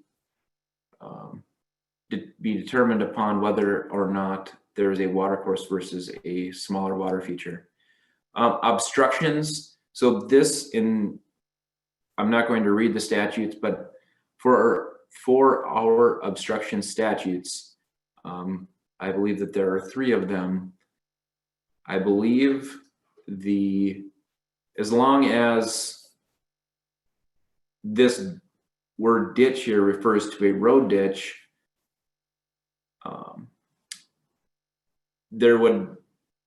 these penalties would likely not apply for something smaller than a watercourse.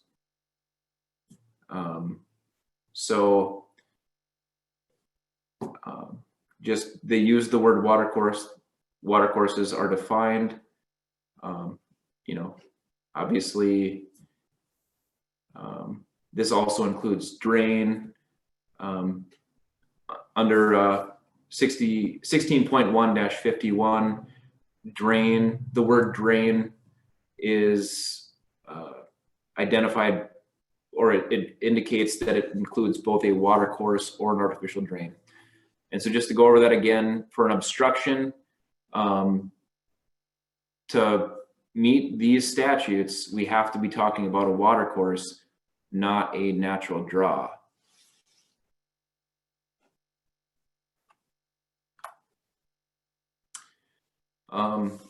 And then regarding whether or not the Office of the State Engineer will provide a design discharge based on the petition of a group of landowners or a water board or county commission, there is no significant distinction. The statute in that case refers to both a draw or a watercourse, and so any drainage channel, the Office of the State Engineer will provide that study and issue that design discharge upon request.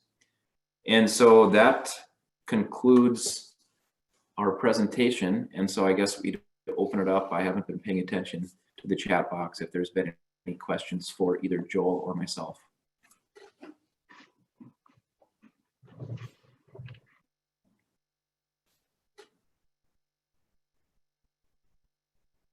Okay.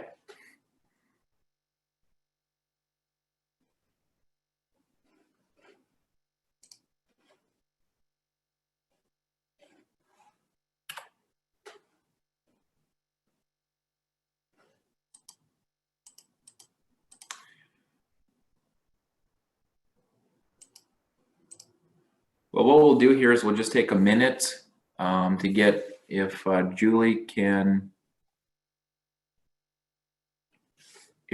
make sure that Sean is a host, and then we can just take a minute to change over. So we'll just take a minute bathroom or coffee break and get going here in just a minute or two. Jack? Can you hear me, Jack? I can, Don. Yeah, maybe, yeah. Was I unmuted when I spoke just a moment ago and questioned about blue lines on geological survey maps? I didn't hear the question, so you must have been Oh, muted. okay, I'm sorry. I must have still been muted. I thought I had unmuted myself. So could you elaborate just a little bit on the blue line test that you had mentioned previously?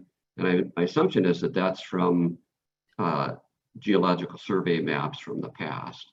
And is there a time period where, like I have one in my possession of, like, from 1939 and 40 that has raised some questions for me about here in Pembina County? Do blue lines from that time period, or do they age out, or are they updated, or how does the blue line test work?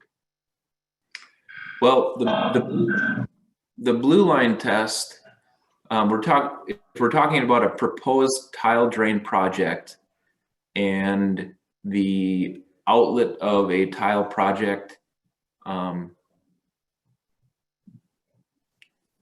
just for simplicity, I'll say discharges directly into a drainage channel that is depicted on a USGS map as a intermittent or perennial stream or river by the blue line, then a water board, then that any downstream landowner would not be entitled to notice.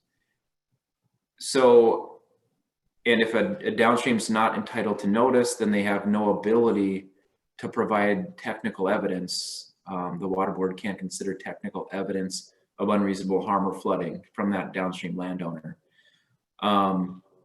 So regarding an old USGS map, if there was a blue line or an intermittent stream or river that was on an old USGS topo map but not a new one, I'm not too sure what the conclusion would be. I guess the water board would have to make that determination based on other,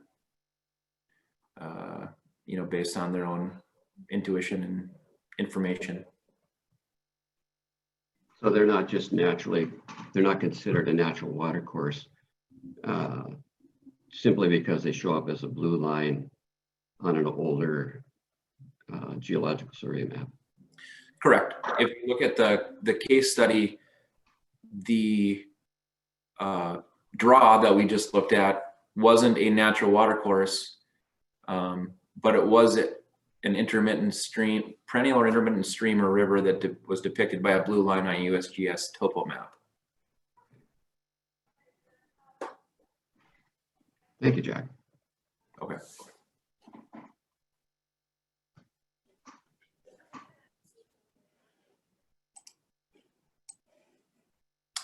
All right.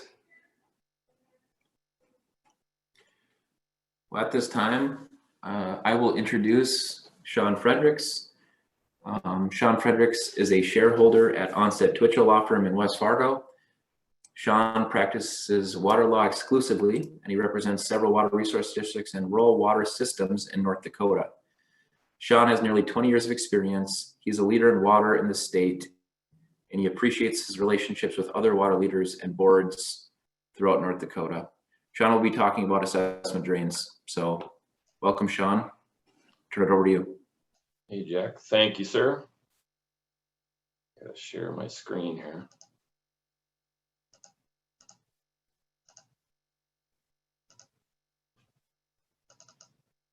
All right. All right. Thanks, Jack.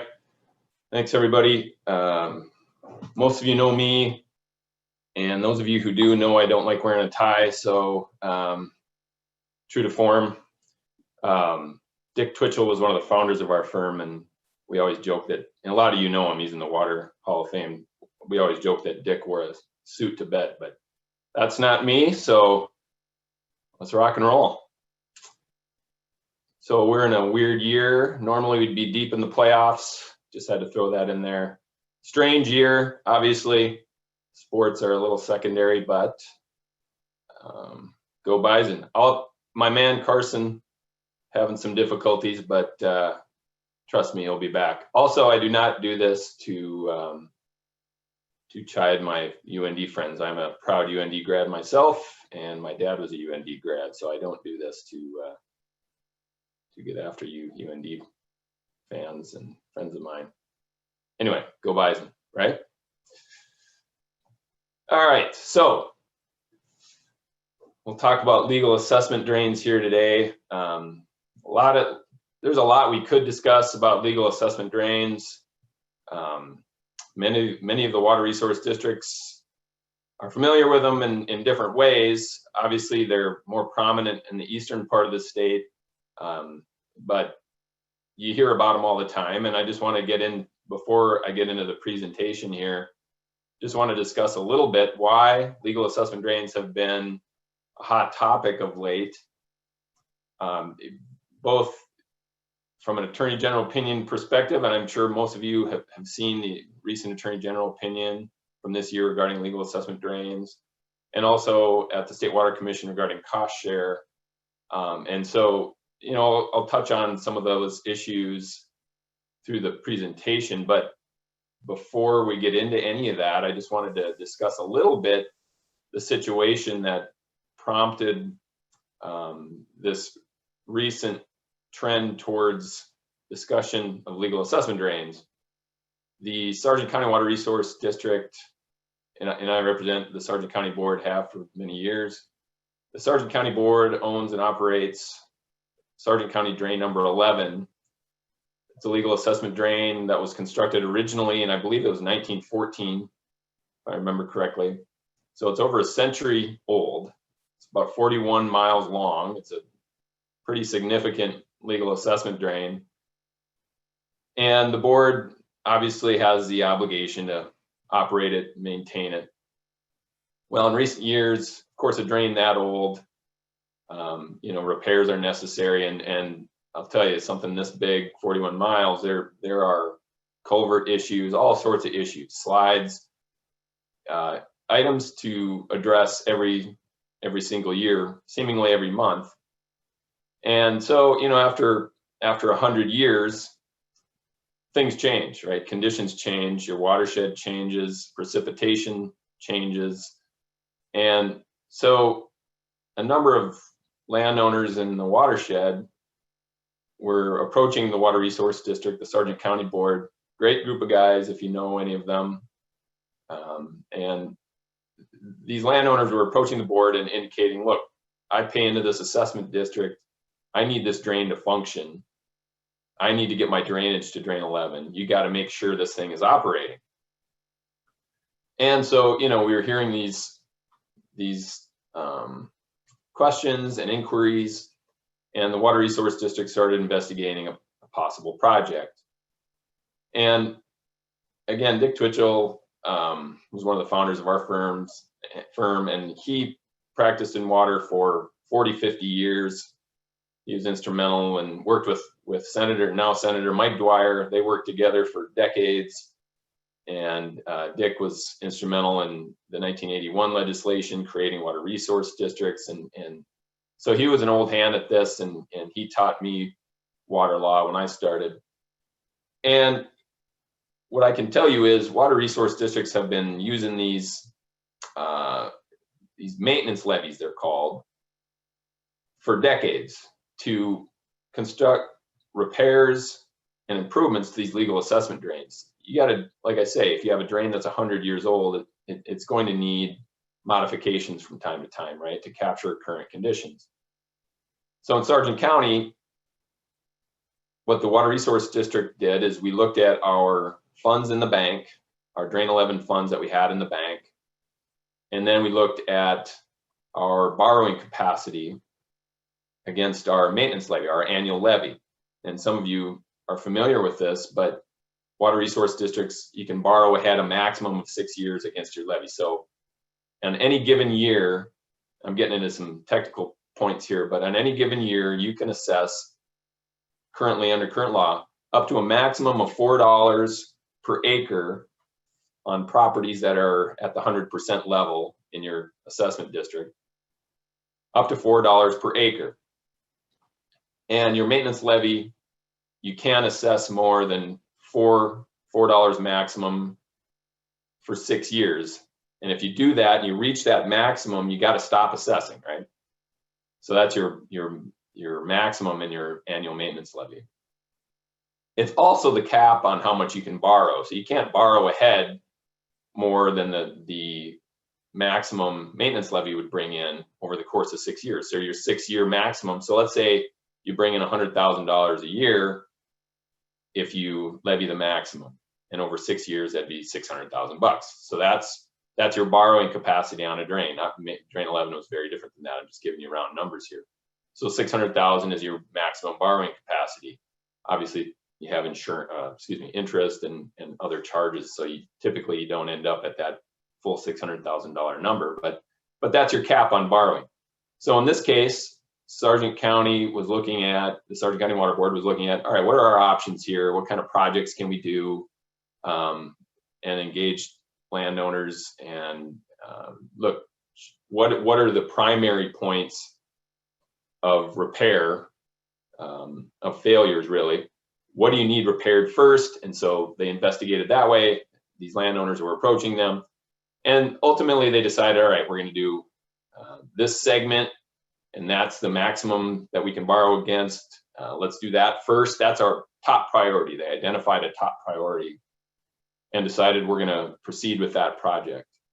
And then, when we complete that, this is a long drain, we'll figure out the next hot button point, right? And we'll figure out how to proceed and how to borrow against the maintenance district to construct the improvements to that segment. Most of you who have legal drains, you're familiar with this process. And, Dick taught me about this early on, and Water Resource District's been doing this for decades. So we proceeded with the idea that we were going to address the primary issues first, and we were going to borrow ahead to construct that project. And so we proceeded. And this, of course, is all instead of deciding on a grand project that would be spread over the entire length of the drain for many, many, many millions of dollars, most likely. And if you do something like that, you're going to have to go to a vote. If you're going to exceed your maximum levy on 6 years, the way we do it is, okay, then if you're going to do something like that, then you got to go to a vote of the landowners, because basically you're doing a new project in terms of their maintenance dollars. You're far exceeding that, so you're going to have to ask the members of the assessment districts if they want to do that. These landowners are telling us, look, just fix the worst areas first, and then move on. So that's the way the Water Resource District was going to proceed. Unfortunately, there were a few landowners in the district who did not want the Water Resource District to construct these improvements and reconstruction. And we issued a resolution to proceed with the project. And the landowners later tried to sue the board to stop the project. Ended up going to the Supreme Court. We prevailed at the Supreme Court. There were still hard feelings among the project opponents, highly motivated project opponents. They worked with some legislators and requested an Attorney General opinion regarding our ability to do these kind of projects. Jen Verliger is the Assistant AG in Water, and most of you know her. And Jen, I know, was responsible for drafting a lot of that Attorney General opinion. Really did an excellent job. If you've seen it, it's 2020 L04. Just really did a nice job with a lot of complex issues, a lot of issues addressed. Of course, you know, in any type of situation like that, we were very pleased with a lot of the comments in the Attorney General opinion. Some of the issues we realized, okay, Attorney General's office doesn't feel like we can do A, B, and C. We won't do those, but we're very happy with the outcome on these other issues. So the Attorney General opinion probably didn't turn out the way some of the project opponents wanted it to. And so we're still engaged in some issues with the project opponents, but the project's going to proceed. So why am I telling you all of this? I'm telling you this because the landowners who oppose the project, who are a very slim minority obviously in the entire assessment district and also in the area where the project will occur, they are so opposed to it that they are also attempting to engage legislators and asking them to change legislation in terms of how we can maintain and improve our assessment drains. And so that's why assessment drains have been a really hot topic lately.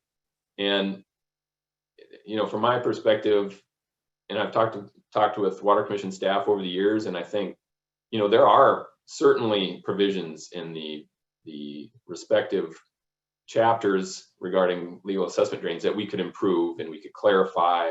And absolutely, there are issues between the two chapters. I'll get into the two chapters here in a little bit that conflict, and we could resolve those.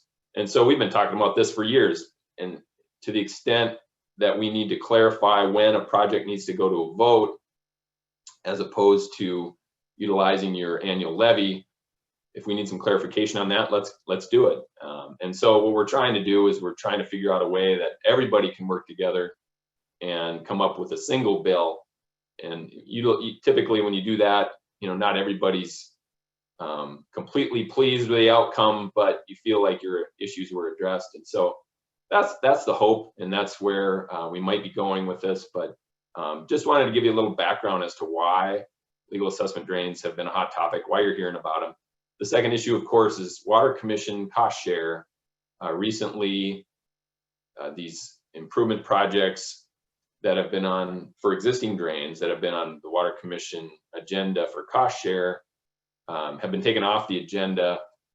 And the Water Commission staff has indicated that, look, the Attorney General opinion indicated that, yes, you can use your maintenance levy to do these projects, and you don't necessarily have to go to a vote, right, when you use your maintenance levy.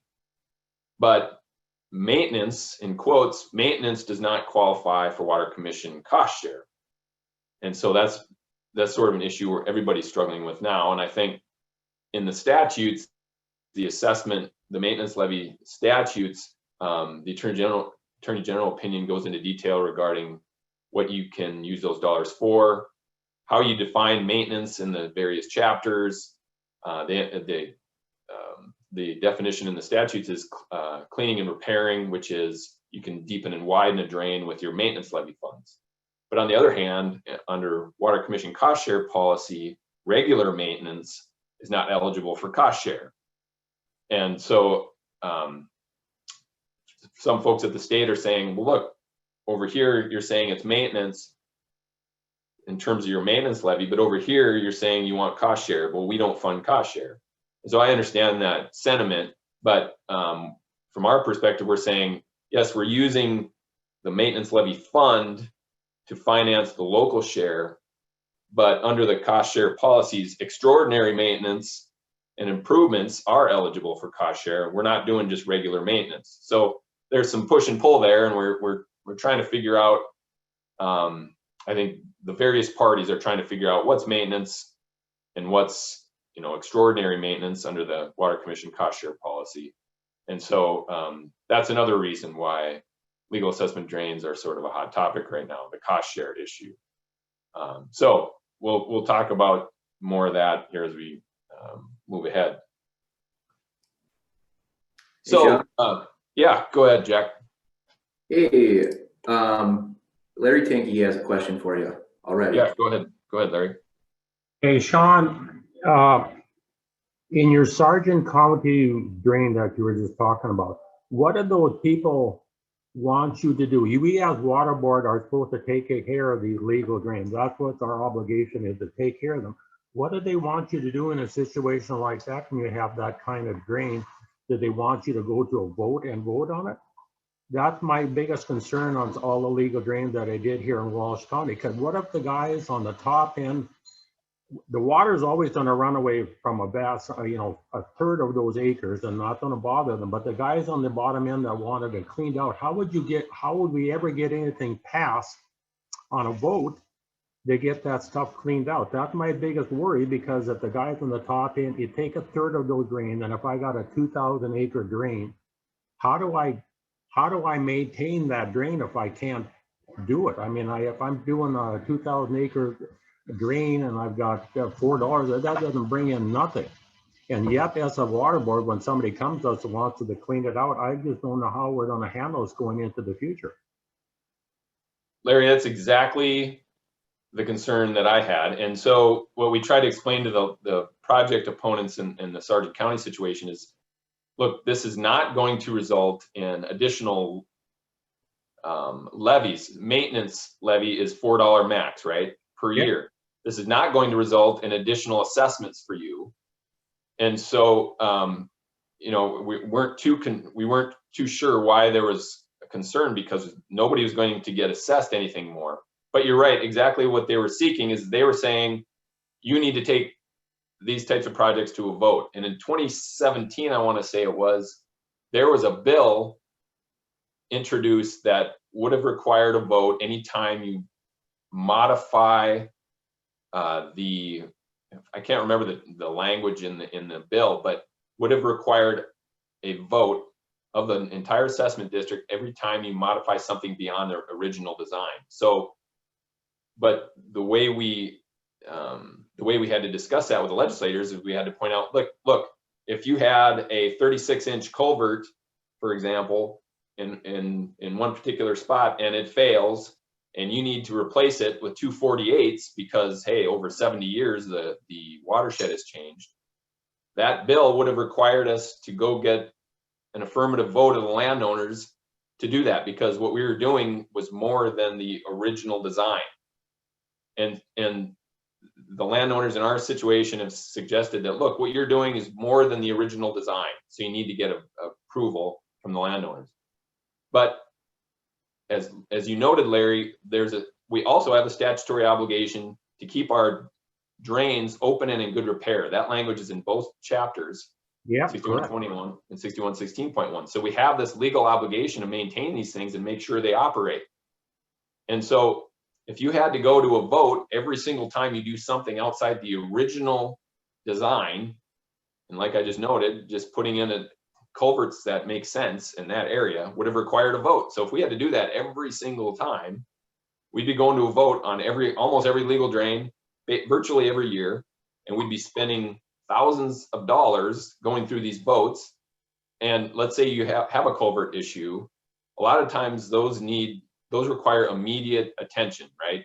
As you know, Larry, and if a culvert fails and you got to replace it with something larger, you don't have time to go through a 5-month assessment voting process. So, you know, I think in some situations it's reasonable to say, look, if you're completely revamping this thing and making it into something different than what we voted for, okay, in that situation, it's reasonable to say maybe you have to go to a vote for something like that, obviously. But when you have this legal obligation to make sure your legal drain functions properly and people are paying into a maintenance levy to make sure it operates properly, then I don't think it makes sense to have to go to a vote every time you need to do something. So Larry, that's a great question, and that's exactly what we were concerned about.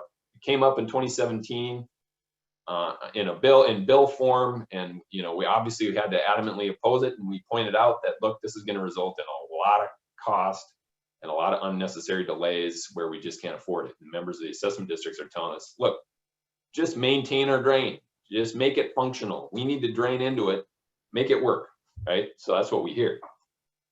Okay. So, yep. Great question, Larry. Anybody else who has questions, just go ahead and interject, by the way.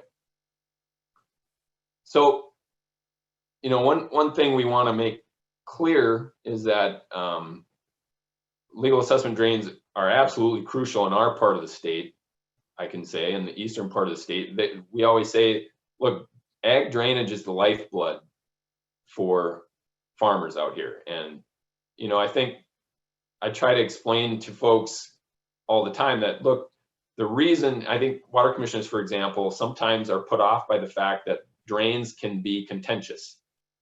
You know, I can barely think of a project where there wasn't at least one project opponent, because drainage is not easy. Okay, you get like Larry pointed out, you have people at the top of the hill, you have people at the bottom of the hill.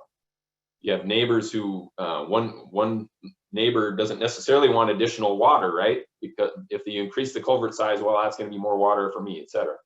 Those are the issues you run into in drainage. Water supply is a lot easier because people can, generally speaking, people agree that, look, we need the water supply. Also, another issue that you don't face in water supply is you're talking about easements, underground pipeline easements. You can farm over that for the most part, typically.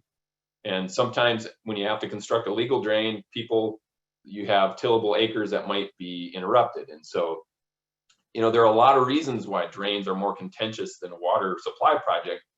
But what I try to make clear to water commissioners is, look, just because there are a couple project opponents, and we respect their views and we respect their opinions, and we want to engage them and find solutions, but just because there are a couple project opponents doesn't mean that the project isn't worthwhile, and doesn't mean that there's not a large, you know, the proverbial silent majority out there, right? In Sargent County, for example, there are all sorts of landowners who have not approached legislators or water commissioners because they just want us to fix the drain, you know, and they're just out there trying to farm their property. They're not motivated to go talk to legislators. And we've tried to explain to people, look, yeah, there are a few project opponents, but generally speaking, the vast majority of the landowners out there, they want us to do this. You're just not hearing from them. And as water resource districts, I'll say we are not great at PR, right? So that's not what we're doing. Members of water resource districts are not career politicians. You're not out issuing press releases, you know, you're not out doing interviews talking about why your projects are important or why they're so necessary. So we are admittedly not good at PR from a water resource district perspective. So, you know, I don't know if we got to change that. I think Jack and Lance do a really nice job in Bismarck trying to get our message out. But just as managers and from a local perspective, we probably all need to be better about explaining to people why these drains are important and engaging the public. I know a lot of you do when you're doing a project, you do engage your public and you call your neighbors, but just from a grand perspective, we need to be better about that. So anyway, drains are significant. They're absolutely crucial in our part of the state, and we've got to make sure that we can impress that message upon members of the Water Commission and the legislature who may not understand the significance of legal assessment drains in the eastern part of the state. So what's the benefit of a legal drain? What are the benefits? All sorts of them, but you know, sometimes you hear people say, well, we could just build a private drain and get the same result. Well, couple issues with that. One is who's going to maintain it in the future. If somebody else buys property, you know, they may not agree with how a drain's being operated. You know, if you have a water resource district manage a legal assessment drain, you're going to be able to levy that annual levy, maintenance levy, and you're going to have all the permits that you need from the state. You are going to be utilizing tax dollars, and so you're going to have to answer to the public. There are all sorts of benefits for a water resource district operating a legal assessment drain. Okay, so we've talked about, I mentioned a couple times the various chapters, and as most of you know, there are 2 chapters that govern legal assessment drains. So chapter 6121, and I note in its precursors, has been in existence for over a century.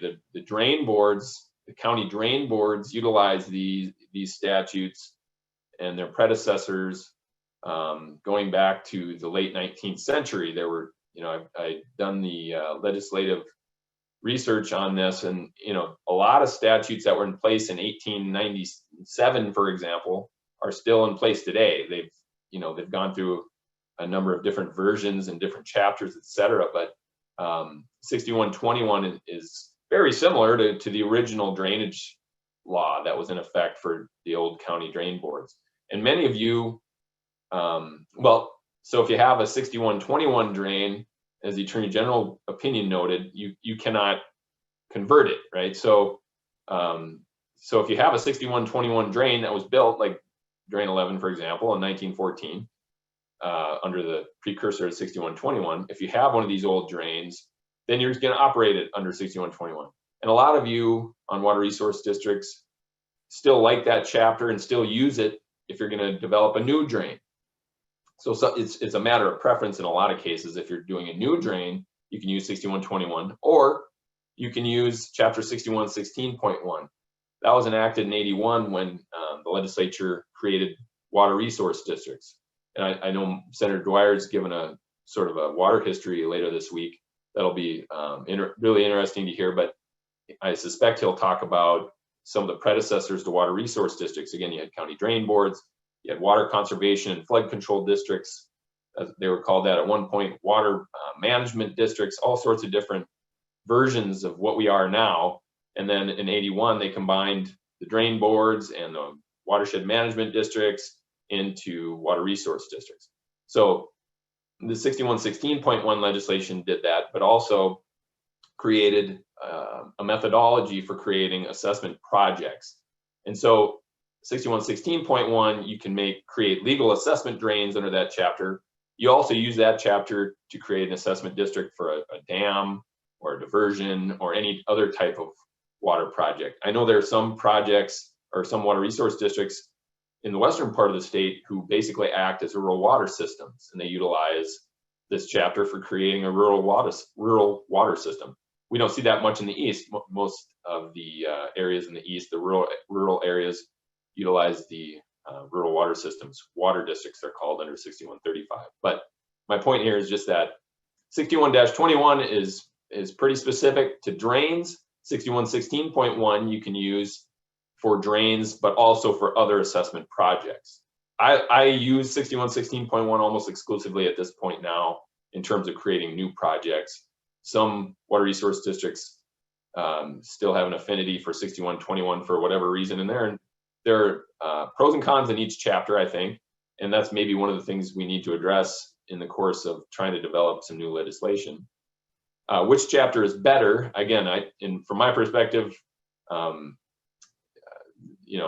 that's left to the party utilizing the chapters. So different water resource districts have different preferences in terms of their chapters.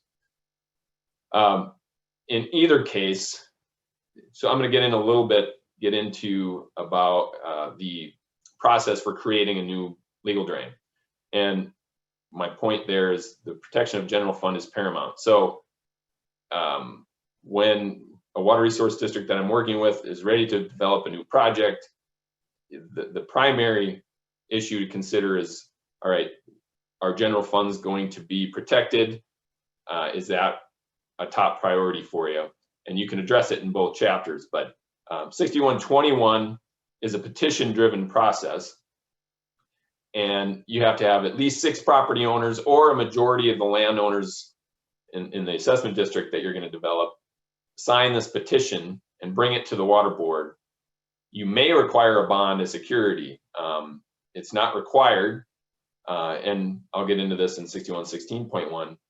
A lot of water resource districts, most of them don't want to use their general fund for purposes of developing an assessment district unless you're pretty confident that the landowners are going to vote it through. So, you know, the petition process in 6121, you know, the language there regarding majority of the landowners within the assessment district, you know, that's to give you some security that, okay, if we go through this process and we spend our general fund dollars, are the landowners going to vote for it?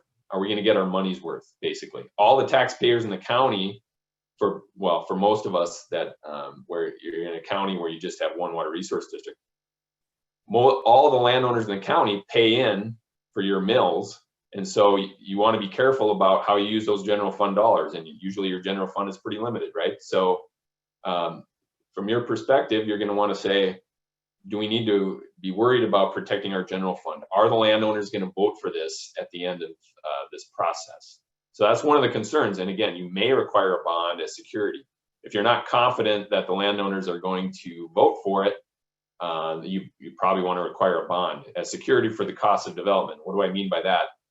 So you got to do preliminary engineering, right? You got to do enough assessment and benefit analysis to take something to a vote, to decide what does the assessment district look like? What are the boundaries? And in the boundaries of the assessment district, what are the percentages? You know, if the further you get from the drain, you reduce the benefits down to 50%, and then half a mile out, maybe they go down to 25%. And then, you know, you develop your assessment district that way. That takes time and it takes some money, right? And then you've got to develop some preliminary plans on your project.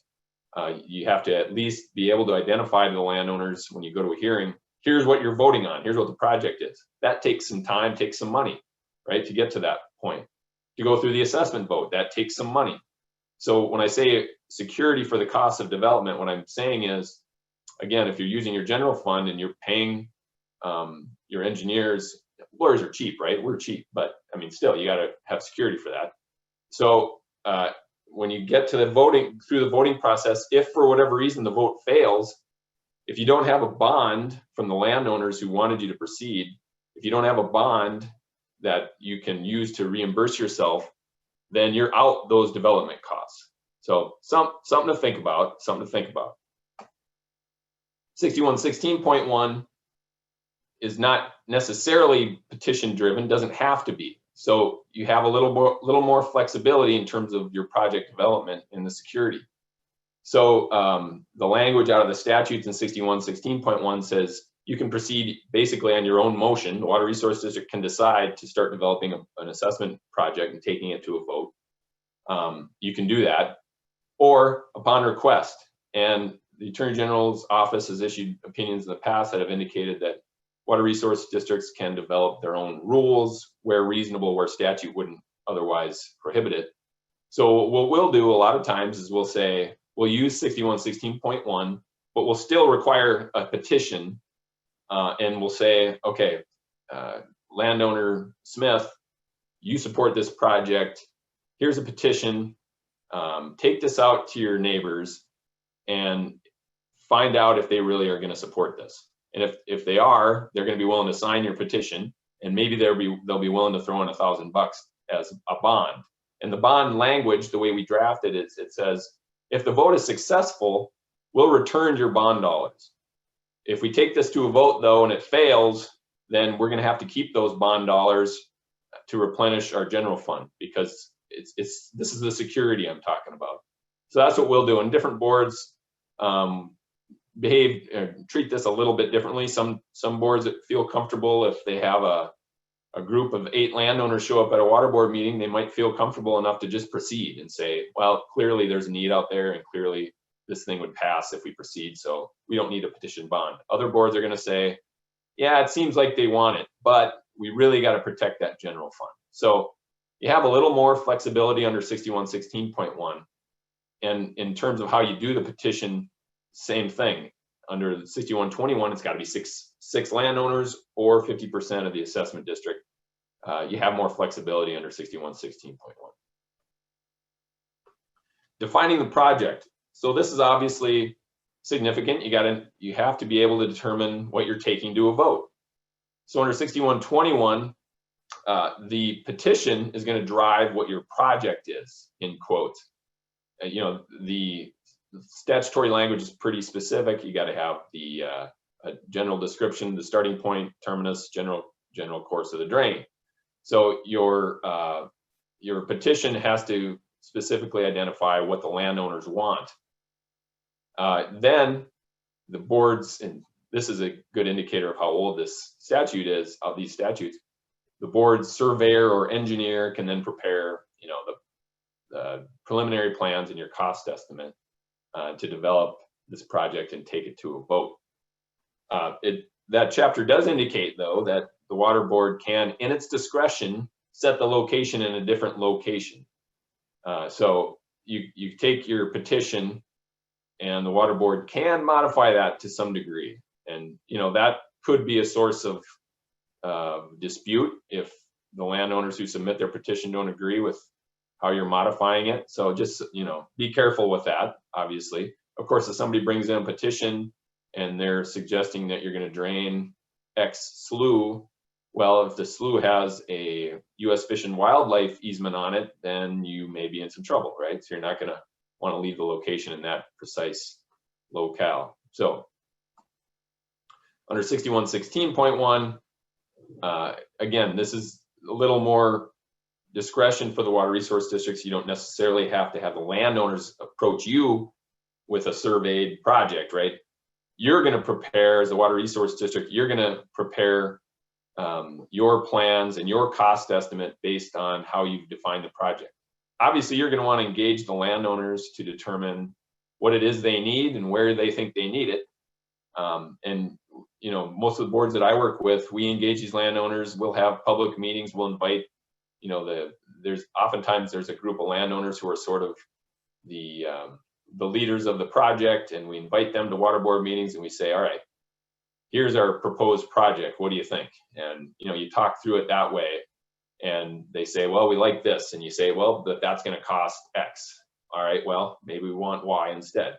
So you know, you want to engage the landowners, but water resource districts is going to have to come up and ultimately decide what the project is, in quotes. So that sounds elementary, but it gets to be significant in terms of when you go to the vote, how you can modify before and after the vote. So again, both of the chapters are predicated on the notion that you are going to present a specific project to the landowners in the vote. And you got to have sufficient detail to develop a cost estimate that landowners can vote on. And then, you know, you're going to have an idea for, all right, what components are eligible for Water Commission cost share. Are there some components where, you know, maybe we need to have a culvert through NDDOT right of way, in which case DOT's got to pay for the opening if you're along the course of the drain. So you can start to really narrow down what the costs will be for your assessment district. If the project is X, then you know that the estimate will be Y, because X, you know, various components will qualify for Water Commission cost share, and you might get some cost share from DOT for the crossing, etc. So anyway, you have to have something specific enough to present to the public. However, on the flip side, you know, before you go to a vote and before you know that landowners are going to pay for this project, you're not going to want to pay for final plans and specs, right? That's an expensive endeavor. And so it's one of those situations where you have to use your discretion. How far along in the process do we need to get? How far do we have to have our engineer go in terms of the design to specifically identify what people are going to vote on? You got to take it to, you know, far enough so that people are comfortable with the project you have, there are enough specifics, and that the cost estimate is accurate enough.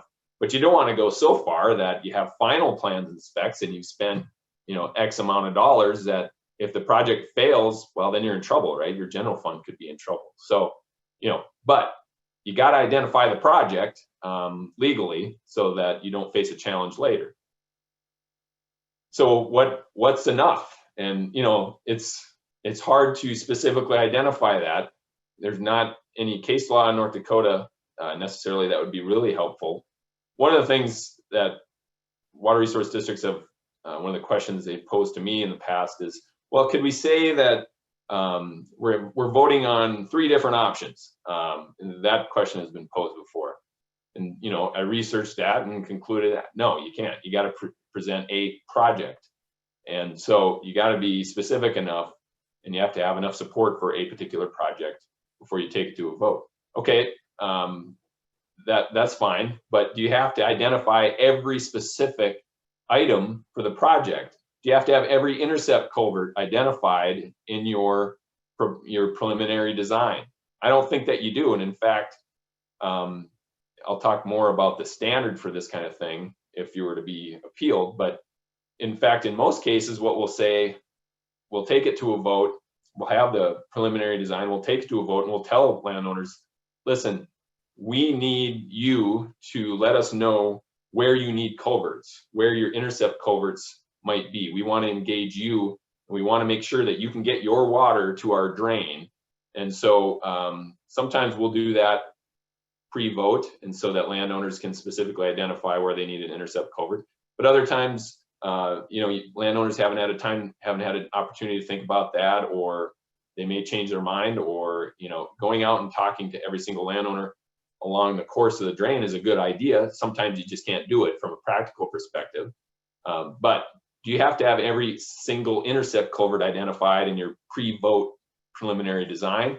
I don't think that you do. What about permitting obstacles? You got to think about, okay, we're taking this thing to a vote. We have a project identified. You got to think about what the permitting issues could be associated with it. Do you need a 404 permit? Do you need to interact with U.S. Fish and Wildlife? Do you need them to approve something? And so you got to understand that there could be regulatory challenges that could prompt a post-vote modification.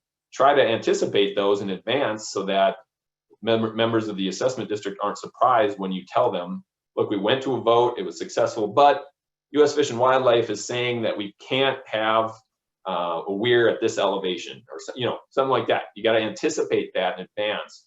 But, you know, things come up in the course of permitting, and sometimes you do have to change something post-vote.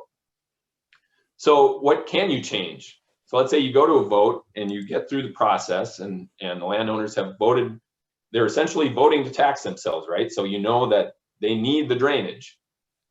So what kind of changes can you make after the vote? Again, try to anticipate potential challenges, potential issues that you're going to face, whether they be regulatory or otherwise. Try to anticipate those. Or maybe you know that there's there's a oil pipeline or something like that you have to deal with. Try to identify those pre-vote. But if something comes up post-vote, you have to be prepared to make some changes. So under North Dakota law, what's permissible? You take something to a vote, what kind of changes can you make after the vote? So we've not had that issue litigated heavily in North Dakota. And in fact, there's not a significant North Dakota Supreme Court case where the court has had to rule on that kind of thing, a post-vote modification. So nationwide and secondary sources have indicated that, okay, so minor post-vote modifications are permissible. So you can, what does that mean? Material alterations that will violate the will of the voters are impermissible. So that doesn't tell you a lot, right? But I think you can conclude by that kind of language that, yeah, we can add our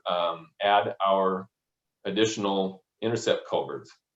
But what if the project vote passes and the DOT indicates, well, you can't locate this segment of the drain within our right-of-way because of our environmental permitting issues that we have? If something like that happens, can you move it to the other side of the road, for example? Or can you move it a mile away, you know, to another section line. You know, you start to ask yourself those questions. If you say it's probably permissible to move it to the other side of the road because we've run into permitting issues, you might be okay, right? We don't know for certain. Supreme Court hasn't necessarily ruled on something like that. But if you're making an alteration post-vote and it's driven by considerations outside your control, permitting, for example, it may be more permissible. But if you say after the vote, well, it's not going to work there because there are some environmental permitting issues that we're running into.